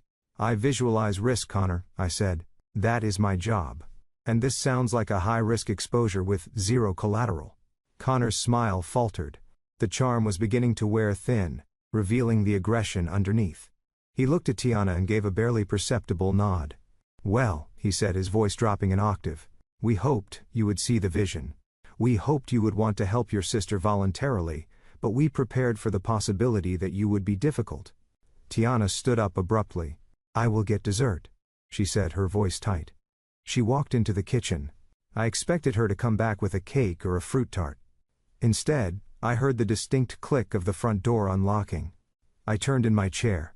The front door opened, and 3 men walked in. They were not the sleek, high-powered corporate attorneys I dealt with at my firm. These men looked like they hunted ambulances for sport. Their suits were ill-fitting, their ties were too wide, and they carried the scent of stale cigarette smoke and desperation. The man in the lead was older, with slick-back gray hair and a face that looked like it had been eroded by years of ethical compromises. He was carrying a thick, expandable file folder. Who are these people? I asked, standing up. My heart began to hammer against my ribs. This was an ambush. Sit down, Francesca, Connor said, remaining seated. He picked up his wine glass, looking relaxed for the first time all evening. I did not sit. I took a step back toward the window, my instincts screaming at me to find an exit. These are my associates, Connor said, gesturing to the men. Mr. Henderson and his team. They have been helping us review the discrepancies in Grandma Williams' estate. Mr. Henderson stepped forward and dropped the file onto the glass dining table. It landed with a heavy thud that rattled the silverware. The sound echoed in the silent apartment like a gunshot. Ms. Williams, Henderson said, his voice raspy and unpleasant. We have drafted a civil complaint regarding the disposition of the property located at 412 Decatur Street. We have also prepared a formal petition to the probate court to reopen your grandmother's estate, based on new evidence. What evidence? I demanded, my hands balling into fists at my sides. Evidence of undue influence and elder abuse, Henderson said smoothly. We have sworn affidavits from family members stating that you isolated the deceased in her final years, that you restricted access to her children and grandchildren, that you coerced a woman suffering from cognitive decline into changing her will to your sole benefit. That is a lie, I said, looking at Tiana, who was standing in the kitchen doorway, refusing to meet my eyes. Tiana, tell them it is a lie. You never visited Grandma. You were too busy partying in Miami. I begged you to come see her. Tiana looked at the floor, picking at a loose thread on her dress. I remember it differently, Jazz, she whispered. I remember you telling me not to come. I remember you controlling everything. I felt the blood drain from my face. She was rewriting history, she was gaslighting me in real time. Connor stood up now and walked over to the table. He opened the file. Inside was a stack of legal documents thick enough to choke a horse. Here is the situation, Francesca, Connor said, tapping the paper with his finger. We can file this tomorrow morning. Once we do, it becomes public record. Elder abuse. Fraud. Coercion. Ugly words. Especially for someone with your professional standing. He looked at me, his eyes gleaming with malice. I did some reading on the Actuarial Board of Standards, he continued. They are very strict about ethics, aren't they? Integrity is the bedrock of the profession, blah blah blah. I wonder what happens when a senior partner is accused of swindling her own senile grandmother. I froze. He had found the pressure point. I imagine Connor went on, enjoying every syllable. That your firm has a policy about this. Pending investigations usually means suspension, right? And even if you win in court, which will take years, the stain never really goes away. Who trusts a risk assessor who exploits the elderly? I looked at the documents. The top page was a draft complaint to the Actuarial Board. It was already filled out. All it needed was a signature. This is blackmail, I whispered. Connor shrugged. Call it what you want. I call it a settlement negotiation. He slid a single piece of paper across the table toward me. It was a quit-claim deed. Sign this, he said. It transfers 50% of the brownstone to Tiana effective immediately. We will structure it as a gift. You keep your half. You keep living there. We just take our equity out via a loan. You keep your license, you keep your job, and the family stays happy. And if I do not sign, I ask, my voice trembling with a mixture of fear and rage. Then Mr. Henderson files the papers at 9 a.m. Connor said, checking his watch. And by noon, I make a phone call to the ethics compliance officer at your firm. I have the number right here. I looked at the three lawyers standing like vultures in the living room. I looked at Tiana cowering in the kitchen. I looked at Connor smug and victorious in his rented penthouse. I was trapped. If I fought them, they would destroy my reputation before I ever stepped foot in a courtroom. In my industry, reputation is everything. A scandal like this, even a false one, would make me radioactive. I would lose my clients. I would lose my partnership. I would lose the career I had spent 15 years building. But if I signed, I was handing over my grandmother's legacy to a con artist. I was letting them loot the home I had saved. I felt the walls closing in. The air in the penthouse felt thin and toxic. I needed time. I needed to think. But Connor was not giving me time. He was holding out a pen. Tick-tock, Francesca, he said, mocking the sound of a clock. Decisions, decisions. I looked at the pen. It was a cheap plastic ballpoint, fitting for a cheap plastic man. I took a deep breath, trying to steady my shaking hands. I needed to stall. I needed to get out of this room. I need to read it, I said, reaching for the document. I am not signing anything without reading the fine print. Go ahead, Connor said, sitting back down and crossing his legs. We have all night. But nobody leaves until that paper is signed. I picked up the document. The legal jargon swam before my eyes. Grantor. Grantee. Consideration of $1. I was alone. My high-powered job meant nothing here. My money meant nothing here. I was just a woman surrounded by 4 men who wanted to strip me bare. I reached into my purse. What are you doing? Henderson barked, stepping forward. I am getting my reading glasses, I lied. My hand closed around my phone. I pulled it out and placed it on the table, screen down. I am just going to read, I said, my voice surprisingly steady. I looked at Connor. You think you have won, don't you? I think I am just leveling the playing field. Connor smiled. You have had the advantage for too long, Francesca. It is time for a correction. I looked down at the document again. But my mind was racing. I needed a variable I hadn't calculated. I needed an outlier event. And then I remembered. I hadn't come alone. I mean, I had walked in alone. But I had a failsafe. A protocol I had established with Malik years ago when we first started navigating the dangerous waters of high finance. A panic button. 3 taps on the screen. I rested my hand on my phone. 1, 2, 3. I looked up at Connor. You are right, I said. This is a correction. But I do not think you understand who is about to be corrected. Connor's smile faltered slightly. What is that supposed to mean? It means, I said, leaning back in my chair. I am not the only one with a team. Before he could answer, my phone lit up. A single text message. ETA 2 minutes. I smiled. It was the first genuine smile I had smiled all night. Read the contract, Francesca Connor snapped, sensing the shift in the atmosphere. Stop stalling. I am not stalling, Connor, I said. I am waiting for the cavalry. What cavalry? Tiana asked, stepping out of the kitchen, her voice high and frightened. You will see, I said. I picked up the quitclaim deed and ripped it in half. Connor jumped to his feet. You stupid bitch, he shouted. You just ended your career. Henderson filed the papers. Henderson reached for his phone. But he never got to dial. Because at that exact moment, the elevator door slid open with a soft chime. We all turned. Standing in the elevator car was not a delivery guy. It was not a neighbor. It was my husband. And he didn't look like the Malik they knew. He didn't look like the quiet guy in the hoodie. He was wearing a charcoal Tom Ford suit that cost more than Connor's car. His eyes were cold, his jaw was set, and behind him stood 2 men who made Henderson's team look like Boy Scouts. Malik stepped into the room. The energy shifted instantly. The air practically crackled. Connor stammered, taking a step back.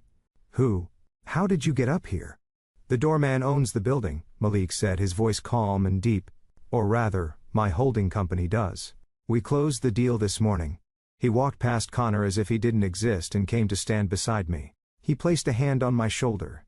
A heavy, comforting weight. Are you okay, Jazz? He asked, not looking at the lawyers yet. I am now, I said. Malik turned his gaze to Henderson. The older lawyer swallowed hard, dropping his eyes to the floor. Henderson, Malik said, I believe you are holding a file that belongs to the trash can. Who are you? Henderson squeaked, clutching the file to his chest. Malik smiled, but it did not reach his eyes. I am the guy who is about to make you very famous at the Bar Association, he said. Unless you start walking toward that elevator right now. The room was silent. The standoff had begun. And for the first time all night I wasn't the one sweating. I looked down at the screen of my phone where the blue bubble had just appeared, confirming that my message had been delivered. 3 simple words. Showtime. Come up. It was not a distress signal. It was an activation code.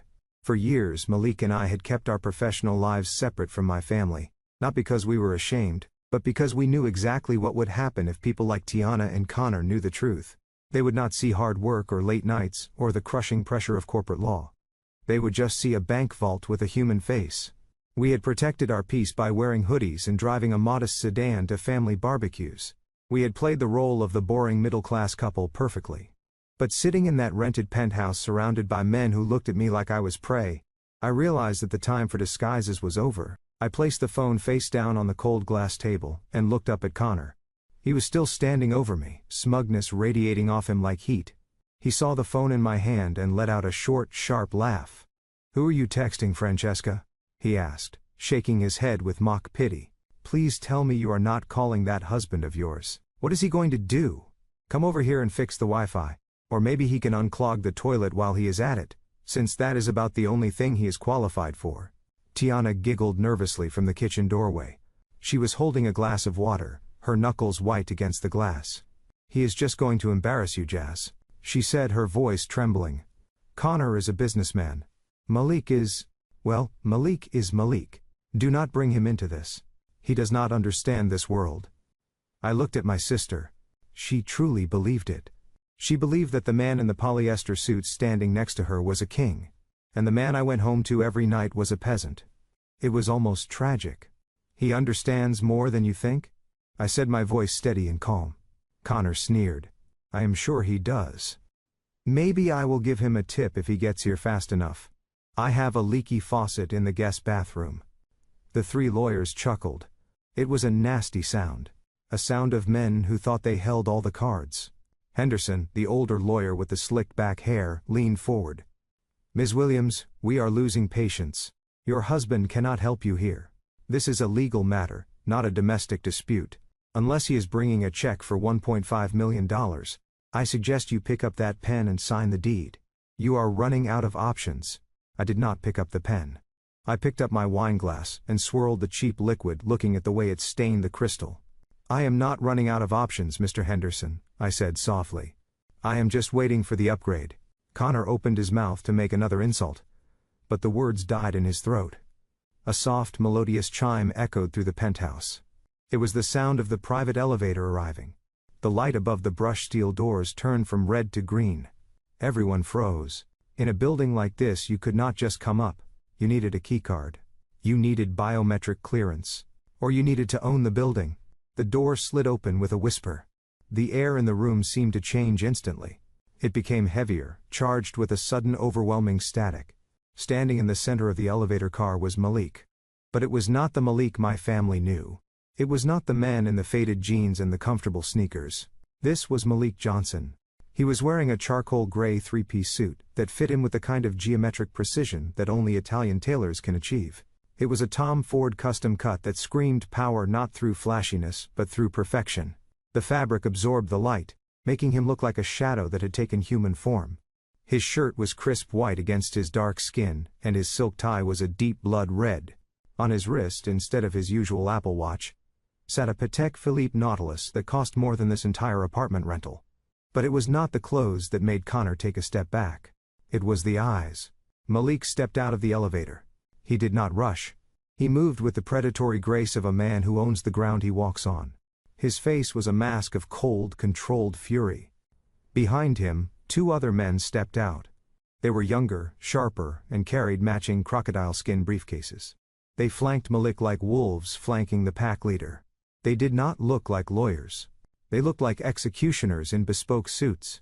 Connor blinked his mouth, opening and closing like a fish out of water. Who let you up here?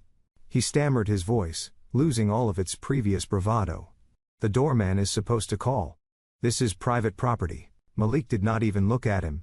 He walked past Connor as if he were a piece of furniture, a minor inconvenience in the layout of the room. He walked straight to where I was sitting. He stopped beside my chair and placed a hand on my shoulder. His grip was warm and solid. It was the only thing anchoring me to the earth. Are you hurt? He asked, his voice low and rumbling. I shook my head. No, just annoyed. Malik nodded. He turned slowly, pivoting on his heel to face the room. His gaze swept over Tiana, who shrank back against the refrigerator. It swept over the fake art on the walls. It swept over the cheap rug. And finally it landed on the three lawyers sitting at the dining table. The effect was instantaneous. Mr. Henderson, the man who had been barking threats at me just 30 seconds ago, went pale. His skin turned the color of old ash. He stood up so fast his chair tipped over backward and crashed onto the floor. Sweat broke out on his forehead, visible even under the dim mood lighting. His hands, which had been resting confidently on the files, began to shake uncontrollably. Mr. Johnson, Henderson stuttered. His voice was a squeak, a pathetic sound that barely registered. Malik tilted his head slightly, studying the man with clinical disinterest. Henderson, he said. The name rolled off his tongue like a judgment. I did not know you were taking freelance work. I thought the partners at Davis and Steinberg kept you on a shorter leash, especially after that malpractice settlement last year. Henderson looked like he was about to faint. He fumbled with his tie, loosening it, as if he were suddenly suffocating. First, I am just consulting, sir, he stammered. Just offering some advice to a family friend. I did not know. I had no idea Mrs. Williams that she was with you. Connor looked from Henderson to Malik, his confusion turning into panic. Henderson, what are you doing? Connor demanded, trying to regain control. Why are you standing up? Sit down. This is just her husband. He is a nobody. Henderson looked at Connor with pure horror. Shut up, you idiot, Henderson hissed. That is Malik Johnson. He is a senior partner at Sterling & Cooper. He is the head of the Mergers and Acquisitions division. The room went dead silent. Sterling & Cooper. The name hung in the air like a thunderclap. It was one of the top 3 law firms in New York City, a firm that did not deal with divorces or traffic tickets. They dealt with governments. They dealt with Fortune 500 conglomerates. They were the legal equivalent of a nuclear superpower. Connor's face crumbled. The arrogance drained out of him, leaving behind a terrified boy in a rented sweater. Sterling, he whispered. But that is my last name. Malik finally looked at him. He looked at Connor with a mixture of amusement and disgust. Sterling is a common name, Malik said calmly. But there is a difference, Connor. You use the name to get tables at restaurants. I used the name to buy the restaurants. Malik gestured to one of his associates. The young man stepped forward and placed his briefcase on the table right on top of Henderson's messy pile of papers. He clicked the latches open. The sound was sharp and precise. He pulled out a single red folder. Malik took the folder and opened it. "You threatened my wife," Malik said, his voice dropping to a whisper that was louder than any scream. "You threatened her career. You threatened her reputation. You brought these bottom feeders into a home you do not own to extort a woman who has done nothing but support this ungrateful family." He pulled out a document and slid it across the table toward Henderson. "That is a formal complaint to the State Bar Association," Malik said. "It details your attempt to use a fraudulent legal threat to coerce a signature on a property deed. It also lists the 3 ethics violations you have committed in the last 20 minutes. My assistant is standing by to file it electronically. All I have to do is say the word." Henderson began to hyperventilate. "Please, Mr. Johnson. Please. I did not know. I was misled. This man." He pointed a shaking finger at Connor. "He told me it was a standard dispute. He told me the grandmother was mentally incompetent. I was just following instructions. You did not do your due diligence," Henderson Malik said, cold as ice. "And in my world, that is a fatal error." Malik turned his eyes to the other 2 lawyers. "And you too?" he said. "I recognize you from the courthouse cafeteria. Unless you want your names added to this filing, I suggest you pack up your briefcases and get out of my sight. You have exactly 10 seconds before I ruin your career so thoroughly you will not be able to get a job as a paralegal in a strip mall." The 2 younger lawyers did not hesitate. They grabbed their bags, shoving papers in haphazardly. They did not look at Connor. They did not look at Henderson. They scrambled for the elevator button, pressing it repeatedly in panic. But Henderson was frozen. He looked at the document in front of him, then at Malik. "First, I can fix this," he whispered. "I can withdraw the petition. We never filed it. It was just a draft." "It was a weapon," Malik corrected him. "You pointed a loaded gun at my wife. You do not get to put it back in the holster and say, 'Just kidding.'" Malik leaned in close, his hands resting on the table. "Get out," he said. Henderson grabbed his things. He ran toward the elevator, pushing past his colleagues. The doors opened, and the 3 of them piled in, terrified to look back. The doors slid shut, and the silence they left behind was deafening. Now, it was just us.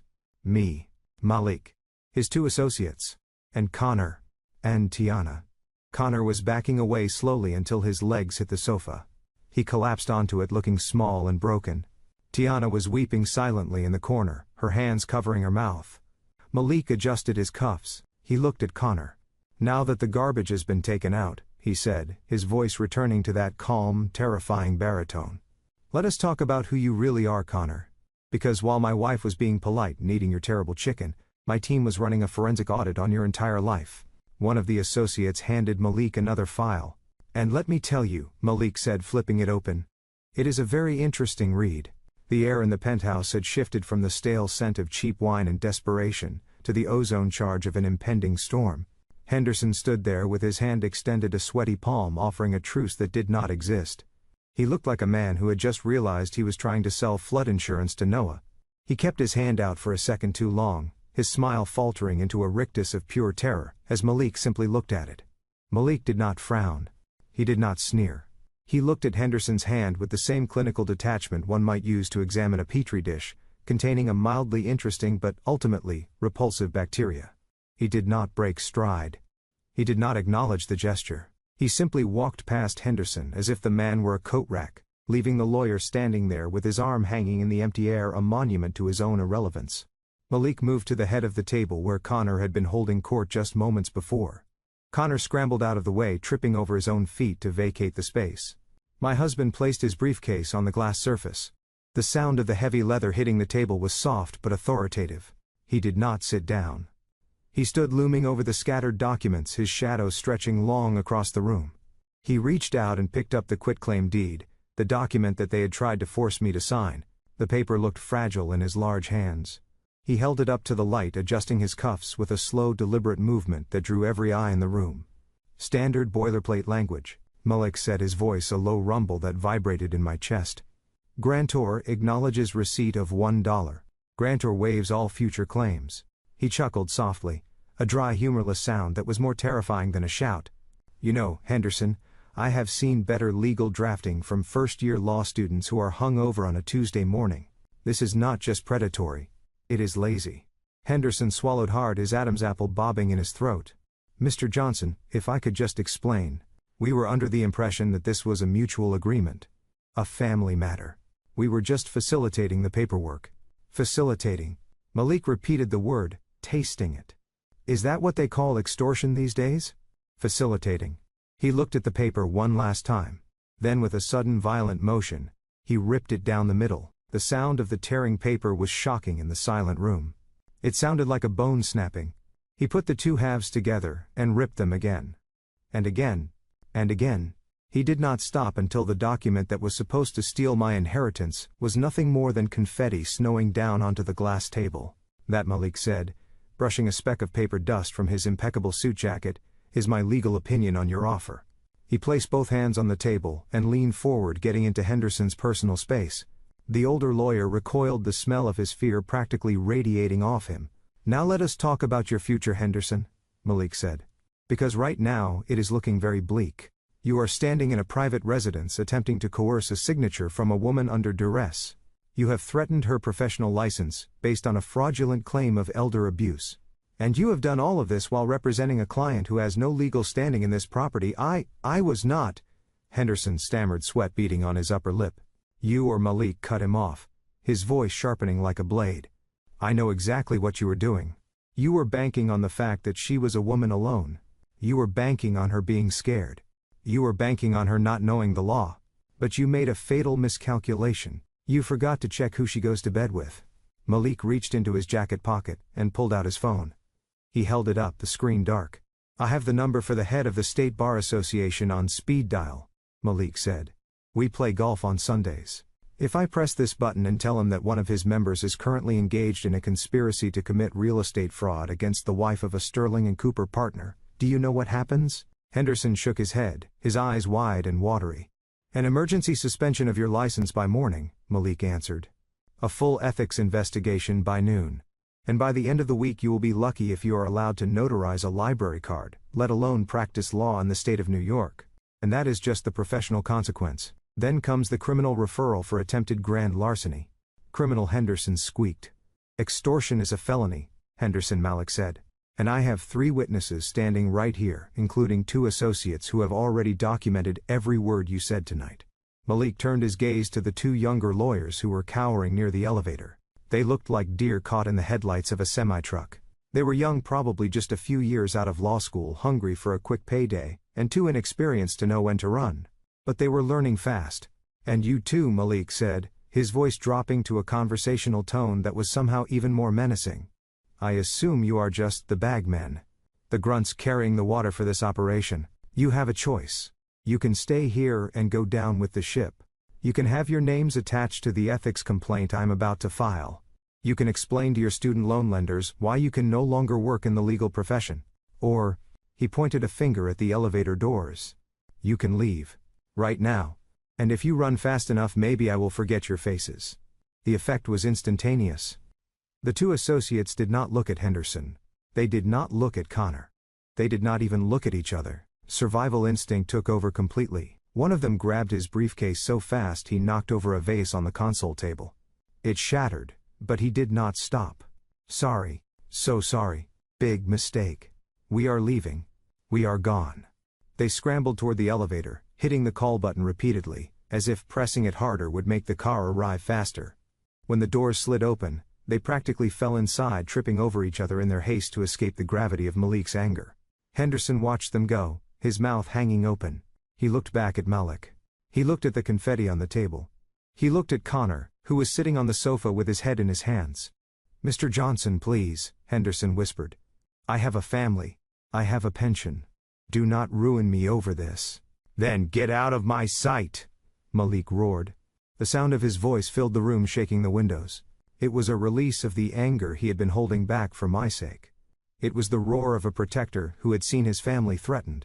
Henderson flinched violently. He grabbed his briefcase, his hands shaking so badly he could barely close the latch. He did not say another word.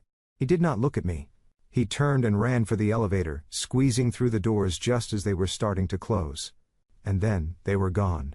The silence that followed was heavy and absolute. The energy in the room had shifted completely. The threat was gone.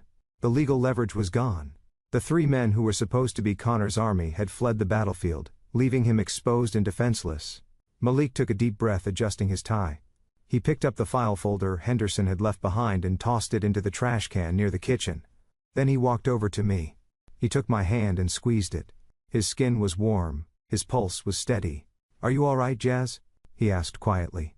I nodded, exhaling a breath I didn't know I was holding. "I am fine.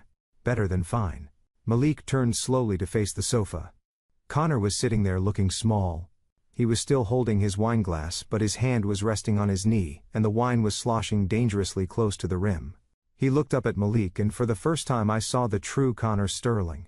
Not the arrogant investor, not the confident fiancé, but a con man who had just realized his con was over. He looked at the elevator doors where his lawyers had disappeared. Then he looked at Tiana, who was still frozen in the kitchen doorway. And finally he looked at Malik. "You cannot do that," Connor said, his voice cracking. "You cannot just threaten my legal team. That is intimidation." Malik laughed.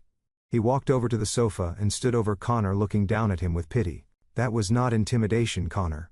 That was professional courtesy. I gave them a chance to save themselves. Something you clearly did not do." "What is that supposed to mean?" Connor snapped, trying to regain a shred of dignity.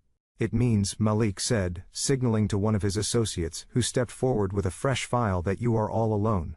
My team ran a full background check on you while we were in the car. And Connor, it is embarrassing."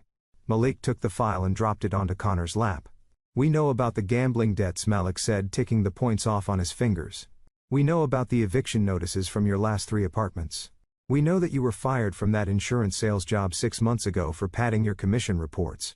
And we know that the Sterling family in Connecticut, the real Sterlings, have a restraining order against you because you stole your grandmother's jewelry to pay a bookie." Tiana gasped. Her hand flew to her mouth. "No," she whispered. "That is not true. He talks to his grandmother every Sunday." "He talks to a dial tone," Tiana, Malik said without looking at her. "Or maybe he talks to you pretending it is her. But the real Mrs. Sterling wants nothing to do with him." Connor stared at the file in his lap. He did not open it. He knew what was inside. He knew that the facade he had built so carefully, the house of cards he had constructed to trap my sister and steal my money, had just been blown down by the big bad wolf. And looking at Malik standing there, in his $5,000 suit, with the city lights framing him like a halo, I realized something. My husband wasn't the wolf. He was the hurricane. And Connor was just a piece of debris about to be swept away. The silence in the penthouse was no longer the silence of intimidation, it was the silence of a tomb. The 3 lawyers had fled, taking their cheap suits and their empty threats with them, leaving behind a vacuum that sucked the air out of the room. Malik stood by the table, his hand resting on the red file folder he had brought with him. It was not a thick file, it did not need to be. Sometimes the truth is a bullet, and you only need one to kill a lie. He looked at me, and gave a small nod, a silent permission to finish what we had started. I stepped forward, my heels clicking on the floor that I now knew was covered in a cheap polyester rug. I reached out and picked up the red folder. It felt heavy in my hand, not because of the paper inside, but because of the weight of the destruction it was about to unleash. I looked at Connor. He was slumped on the sofa, the glass of wine still clutched in his hand as if it were a life preserver. His face was a mask of pale sweat. He knew what was in this folder. He had spent years running from the information contained inside these pages, and now it finally caught up to him in a high-rise above Manhattan. I flipped the folder open. The first page was a summary of a private investigator report dated yesterday. It was thorough, brutal, and verified. I looked at my mother, who was sitting in the corner, looking stunned but not yet defeated. I looked at Tiana, who was staring at Connor, waiting for him to tell her it was all a mistake. "You wanted to talk about family legacy, Connor," I said, my voice echoing in the large room. "You wanted to lecture me about the Sterling name. Let us talk about that name." I pulled out the first document, and laid it on the glass table, smoothing it out so everyone could see. "This is a legal affidavit from the Sterling Family Trust," I read aloud. "It is dated 5 years ago. It states that Connor James Sterling is formally removed as a beneficiary, due to theft, fraud, and conduct unbecoming of the family reputation. It is signed by your grandfather." I looked up at him. "You are not the heir to a fortune, Connor. You are an outcast. Your family paid you a lump sum of $50,000 to change your last name and leave Connecticut. You took the money, but you kept the name because it was the only thing you had left to trade on. Connor flinched. That is out of context. He stammered, his voice weak. We had a disagreement about investment strategies. My grandfather is old school. He did not understand the modern market. He understood that you stole his wife's jewelry. I corrected him, pulling out the second sheet. This was a police report. Larceny in the second degree. You pawned a diamond tennis bracelet and a vintage Cartier watch, I said, reading the itemized list. You told the police it was an inside job by the housekeeper. You let an innocent woman get fired and questioned by detectives before your grandmother found the pawn tickets in your jacket pocket. They didn't press charges because they didn't want the scandal, but they cut you off. You haven't spoken to a real Sterling since 2019. Tiana made a small whimpering sound. She looked at Connor, her eyes wide and pleading. Connor, tell her she is lying. Tell her you talk to your grandmother every Sunday. Connor wouldn't look at her. He stared into his wineglass, swirling the red liquid faster and faster. He talks to a dial tone. Tiana, I said. Or maybe he calls a service, but he is not calling Greenwich, Connecticut. I turned the page. But let us talk about your own financial genius, I continued. You claimed $45,000 was pocket change. You claimed you manage a hedge fund. I pulled out a credit report. It was a sea of red ink. Your credit score is 420, I said. You have 3 active judgments against you from creditors in New Jersey and Florida. And this, I tapped a highlighted figure in the center of the page. This is impressive, Connor. You owe $500,000, not to a bank, not to a credit card company, but to a private lending entity based in Atlantic City. I looked at him. That is gambling debt, isn't it? Online poker, sports betting. You didn't lose this money investing in startups. You lost it betting on horses and point spreads. Connor slammed his glass down on the coffee table so hard, wine sloshed over the rim, staining the rental furniture. You accessed my private financial data without my consent, he shouted, trying to muster some anger. That is illegal. I will sue you. We are way past suing, Connor. Malik spoke up from behind me, his voice calm and deadly. And for the record, private investigators are perfectly legal when they are uncovering fraud committed against a client. And right now, you are trying to defraud my wife. I flipped to the next page. This one was a rental agreement. You told me you bought this penthouse with cash, I said. You told Tiana this was your marital home. But this is a short-term corporate lease, Connor. It is in the name of a shell company. And the rent is $25,000 a month. I looked at the payment history. You paid the first month, and the security deposit. You haven't paid anything since. You are 3 months behind. The eviction notice was filed yesterday. The only reason you are still here is because the courts are backed up. But the marshals are coming, Connor. Probably next week. I dropped the page onto the pile. So here is the reality, I said, turning to Tiana, who looked like she was going to be sick. He does not have a job. He does not have a trust fund. He is drowning in $500,000 of gambling debt, and he is about to be homeless. That is why he needs the brownstone. Tiana. I walked over to my sister. I wanted to shake her. I wanted to wake her up. He does not want to marry you because he loves you. He does not even want the house to live in. He needs the equity. He was going to make me sign the deed. Then he was going to take a hard money loan against the property using predatory lenders who do not ask questions. He was going to take that cash, pay off his bookies in Atlantic City, and leave you with the debt. I took a breath, letting the horror of it sink in. He was going to bank our piteous Tiana. He was going to take Grandma's house, the only thing of value this family has left, and he was going to feed it to a slot machine. And when the bank came to foreclose, he would have been long gone. I looked at Connor, who was now chewing on his fingernail, his leg bouncing nervously. Am I wrong, Connor? I asked. Tell me I am wrong. Show me one bank statement. Show me one pay stub. Show me anything that proves you are not a parasite looking for a host. Connor didn't speak. He couldn't. The truth was sitting on the glass table in black and white, and there was nowhere left to hide. I looked at my mother. Beatrice was staring at the documents, her mouth slightly open. For the first time in her life she was speechless. She had pushed me to give money to this man, she had threatened to ruin my career to satisfy his greed, and now she was looking at the wreckage of her own ambition. But I knew my family. I knew that denial was a powerful drug, and I knew that admitting I was right was more painful to them than being robbed by a stranger. Tiana stood up slowly. She walked over to the table and looked down at the documents. Her hands were shaking. She picked up the affidavit from the Sterling family. She read it. Then she picked up the credit report. She read the number. $500,000. She stood there for a long time. The silence stretched out thin and brittle. I thought she was going to cry. I thought she was going to scream at Connor. I thought she was going to thank me for saving her from a life of ruin. But Tiana did not do any of those things. She dropped the paper. She looked at me. And her eyes were not filled with gratitude. They were filled with hate. "You faked this," she whispered. I blinked. "What? You faked this?" Tiana said louder this time. "You and your husband. You printed these out on your computer. You made it all up because you are jealous." "Tiana," I said, stepping forward. "Look at the seals. Look at the notarized signatures. This is real." "No," she screamed, backing away from me. "It is not real. Connor loves me. He is a vice president. We are going to get married at the plaza. You just want to ruin it. You have always wanted to ruin everything for me because you are miserable." She looked at Connor, desperate for him to validate her delusion. "Tell her, Connor," she begged. "Tell her she is lying. Tell her about the investment. Tell her about the house in the Hamptons." Connor saw his opening. He saw that Tiana was so desperate to believe the lie that she would reject the evidence of her own eyes. He sat up straighter. He fixed his tie. "She is lying, baby," Connor said, his voice gaining strength. "They hacked my accounts and altered the numbers. It is a setup. They are trying to frame me because they do not want us to be together. They are classist, Tiana. They think they are better than us."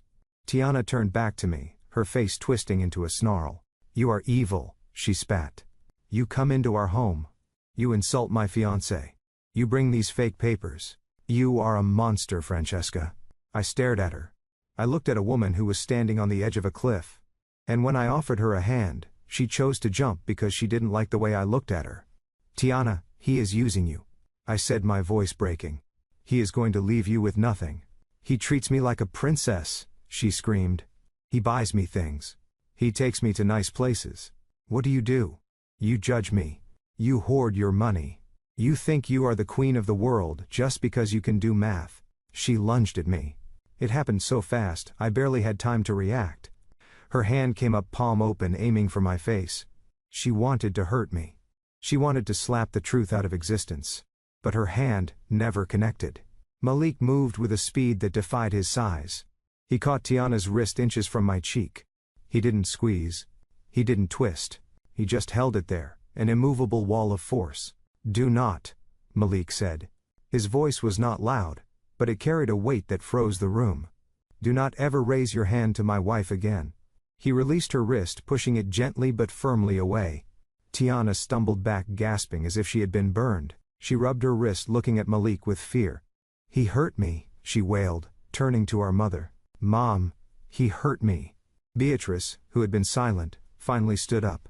She walked over to Tiana and wrapped an arm around her, glaring at Malik and me. "You come into this house, you threaten us, and now you assault your sister." "Beatrice," said her voice trembling with indignation. "I have never been so ashamed in my life." "You are ashamed?" I asked incredulously. "Mother, look at the table. Look at the proof. That man is a con artist. He was going to steal the brownstone. He was going to steal your inheritance too. So what if he has debts?" Beatrice shouted, shocking me into silence. "So what if he has made mistakes? He is a man, Francesca. Men take risks. Sometimes they lose. That is why they need support. That is why they need family."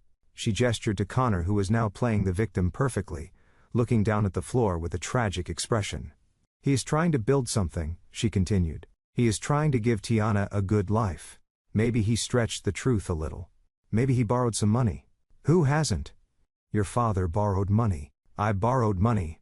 It is what people do to survive." "He owes $500,000 to loan sharks, mother," I said. "That is not borrowing. That is a death sentence. And you have millions," Beatrice shot back, pointing a finger at me. "You have millions sitting in the bank doing nothing. You could write a check today and clear his debt. You could give them the house and let them start over. But you won't. Because you are greedy." I stared at her. The room seemed to spin slightly. You want me to pay his gambling debt, I whispered. You want me to give my house to a man who just tried to blackmail me so he can gamble it away. It is family money, Beatrice said. It belongs to all of us. If you were a good Christian, if you were a good sister, you would help him. You would forgive him. You would use your blessing to help Tiana. But you are not a good sister. You are a cold, heartless woman. She hugged Tiana tighter. We do not need your proof, she said. We do not need your judgment. We are going to go forward with this wedding. We are going to find a way. Connor is a smart man. He will figure it out. And when he is back on top, when he is rich again, do not come crawling back to us. I looked at them, the three of them. A trinity of delusion. Tiana, the golden child, who would rather be lied to than face reality. Beatrice, the enabler, who would burn her own daughter to save face. And Connor, the parasite, who had found the perfect host.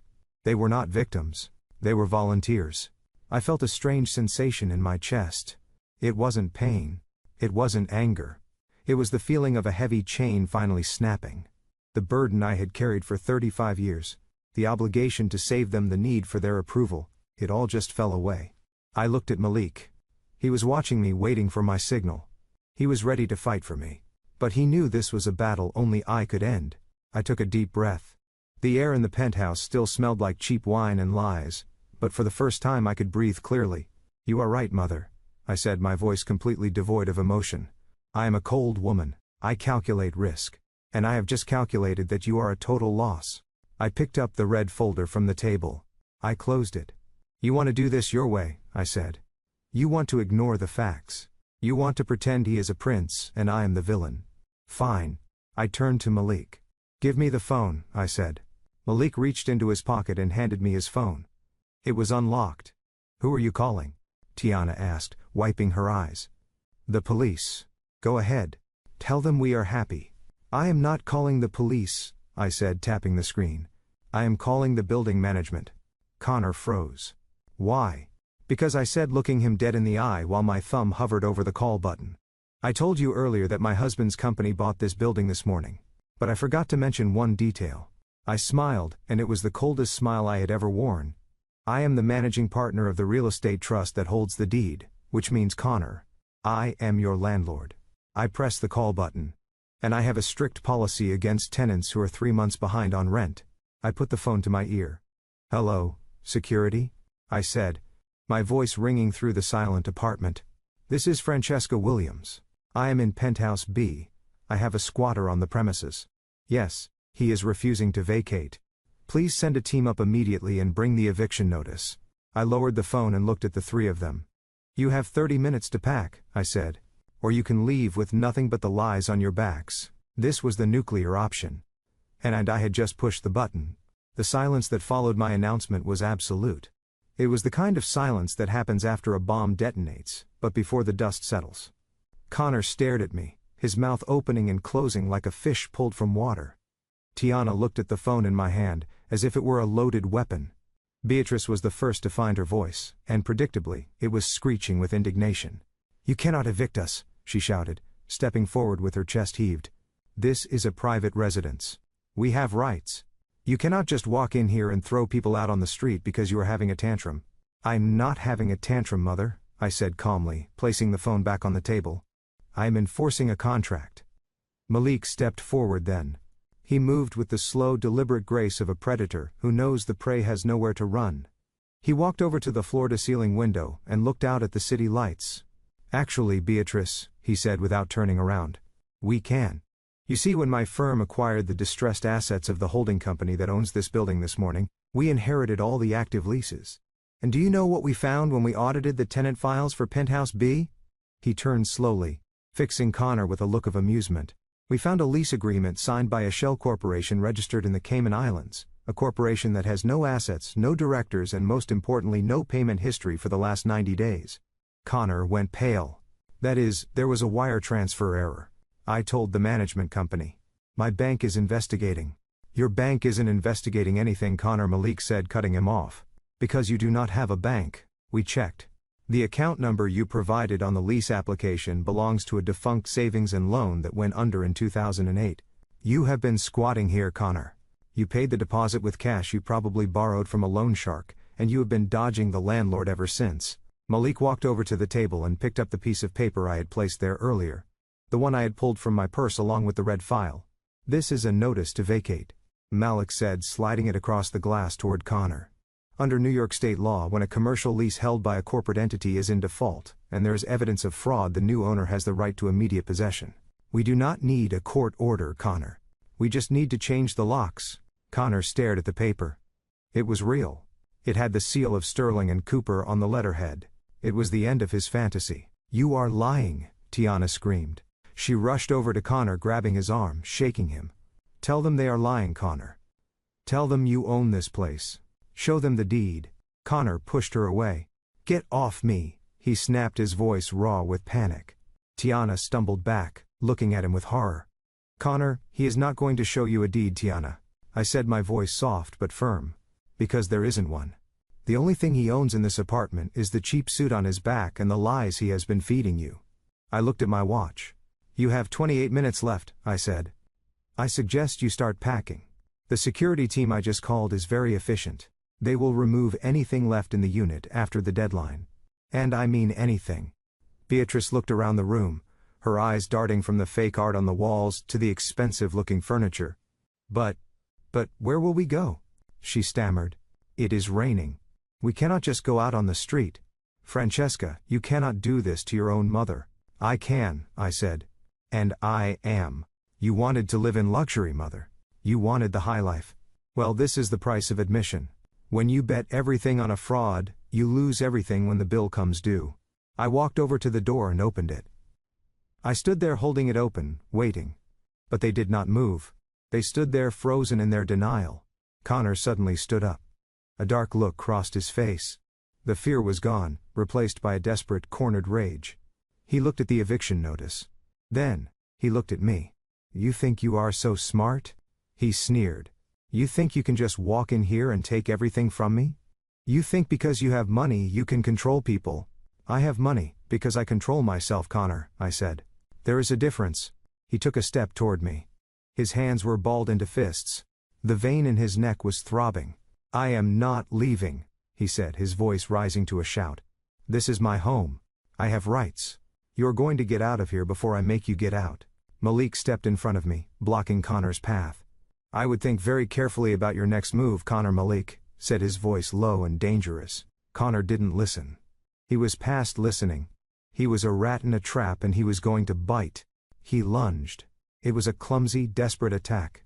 He swung a fist wildly at Malik, screaming something incoherent about entitlement and respect, but he never made contact.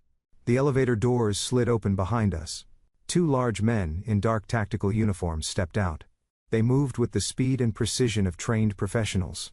Before Connor could even finish his swing, one of the men had seized his arm, twisting it behind his back with a practiced motion. Connor shrieked in pain as he was forced down onto his knees. His face was pressed against the cheap polyester rug he had claimed was a Persian antique. Let me go, he screamed, kicking at the floor. This is assault. I will sue you. The second security officer stepped forward and placed a pair of zip ties on Connor's wrists. Mr. Johnson, the officer said, looking at Malik. We secured the perimeter. NYPD is in the lobby. They are on their way up. Malik nodded, adjusting his cuffs. Thank you, gentlemen. Please ensure the trash is taken out. Tiana screamed. It was a long, piercing sound that shattered the last remnants of the dinner party facade. She fell to her knees beside Connor, trying to pull the security guard's hands off him. Stop it, she sobbed. You are hurting him. Please stop. Francesca, make them stop. I looked down at my sister. She was on the floor in her designer knockoff dress, weeping for a man who had tried to bankrupt her. She looked pathetic. She looked broken. And for the first time in my life, I felt absolutely nothing. The police are coming, Tiana, I said. I suggest you get up. Unless you want to be arrested as an accessory to fraud. Tiana froze. Accessory. Yes, I said. You signed the lease application too, didn't you? As a guarantor. Tiana went pale. Connor told me it was just a formality, she whispered. He said he just needed a second signature for the insurance. He lied, I said. He used your credit history, what little you have, to secure this place because his own credit is toxic. Which means when the police get here, They are going to have some questions for you too. Tiana scrambled backward, crawling away from Connor as if he were radioactive. I didn't know, she gasped, looking at me with wide, terrified eyes. I swear, Jazz, I didn't know. Connor twisted his head up from the floor, spitting on the rug. She knew, he shouted. She knew everything. She knew I was broke. She didn't care as long as she got her wedding. She is just as greedy as I am. You liar! Tiana shrieked. Enough, Malik said, his voice booming over the chaos. The elevator chimed again. This time it was not security. It was two uniformed NYPD officers, followed by a detective in a plain suit. Which one is Connor Sterling? The detective asked, looking around the room. The security guard hauled Connor to his feet. That is him, Malik said, pointing. And here is the file I promised you, detective. Identity theft, wire fraud, and grand larceny. The detective took the red folder. He opened it, glanced at the contents, and nodded. Connor Sterling, you are under arrest, he said, reciting the words we had all heard 1,000 times on television. You have the right to remain silent. As they dragged Connor toward the elevator, he didn't look at Tiana. He didn't look at my mother. He looked at me. His eyes were filled with a pure, unadulterated hatred. This isn't over, Francesca, he yelled as the doors closed. I will get you for this. The door slid shut, cutting off his threats. The room was suddenly very quiet. Just the sound of Tiana weeping on the floor, and my mother standing by the window looking old and defeated. But I wasn't done. There was one last loose end to tie up, one last lie to dismantle. I pulled out my phone again. I dialed a number I had saved in my contacts years ago. Who are you calling now? Beatrice asked, her voice a whisper. He is gone, Francesca. You won. What more do you want? I want the truth, Mother, I said. The whole truth. I pressed the speaker button. The phone rang once, twice. Then a professional voice answered. The Plaza Hotel Events Department. This is Sarah speaking. How may I assist you? Hello, Sarah? I said, my voice clear and steady. This is Francesca Williams. I am a Platinum American Express cardholder. The last 4 digits are 4,298. Yes, Ms. Williams, Sarah said, her tone brightening instantly. How can I help you this evening? I am calling regarding a wedding booking for a Miss Tiana Williams scheduled for June 12th, I said, looking directly at Tiana, who lifted her tear-streaked face from the floor. One moment, please, Sarah said. I heard the clicking of a keyboard. Ah, yes. The Winter Wonderland package. We have the deposit on file charged to your card ending in 4,298. Yes, I said. I am calling to report that charge as unauthorized. My card information was stolen. There was a pause on the line. I see, Sarah said, her voice becoming serious. I am so sorry to hear that, Ms. Williams. We take security very seriously. I would like to cancel the booking immediately, I continued. And I would like to formally request that the deposit be refunded to my account pending the fraud investigation. Of course, Sarah said. I am processing the cancellation now. The date has been released. And we will issue a full refund to your card. Is there anything else? Yes, I said. Please make a note in the file.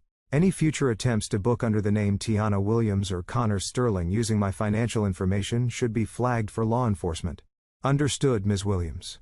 It is done. Have a good evening. The line clicked dead. I lowered the phone. It is done, I said. There is no wedding. There is no venue. There is no deposit. Tiana let out a sound that wasn't quite a scream and wasn't quite a sob. It was the sound of a dream dying. She curled into a ball on the rug, burying her face in her hands. My wedding, she moaned. My beautiful wedding. You never had a wedding, Tiana, I said ruthlessly. You had a delusion. You were marrying a criminal in a venue you couldn't afford, paid for with money you stole from your sister. Beatrice walked over to me.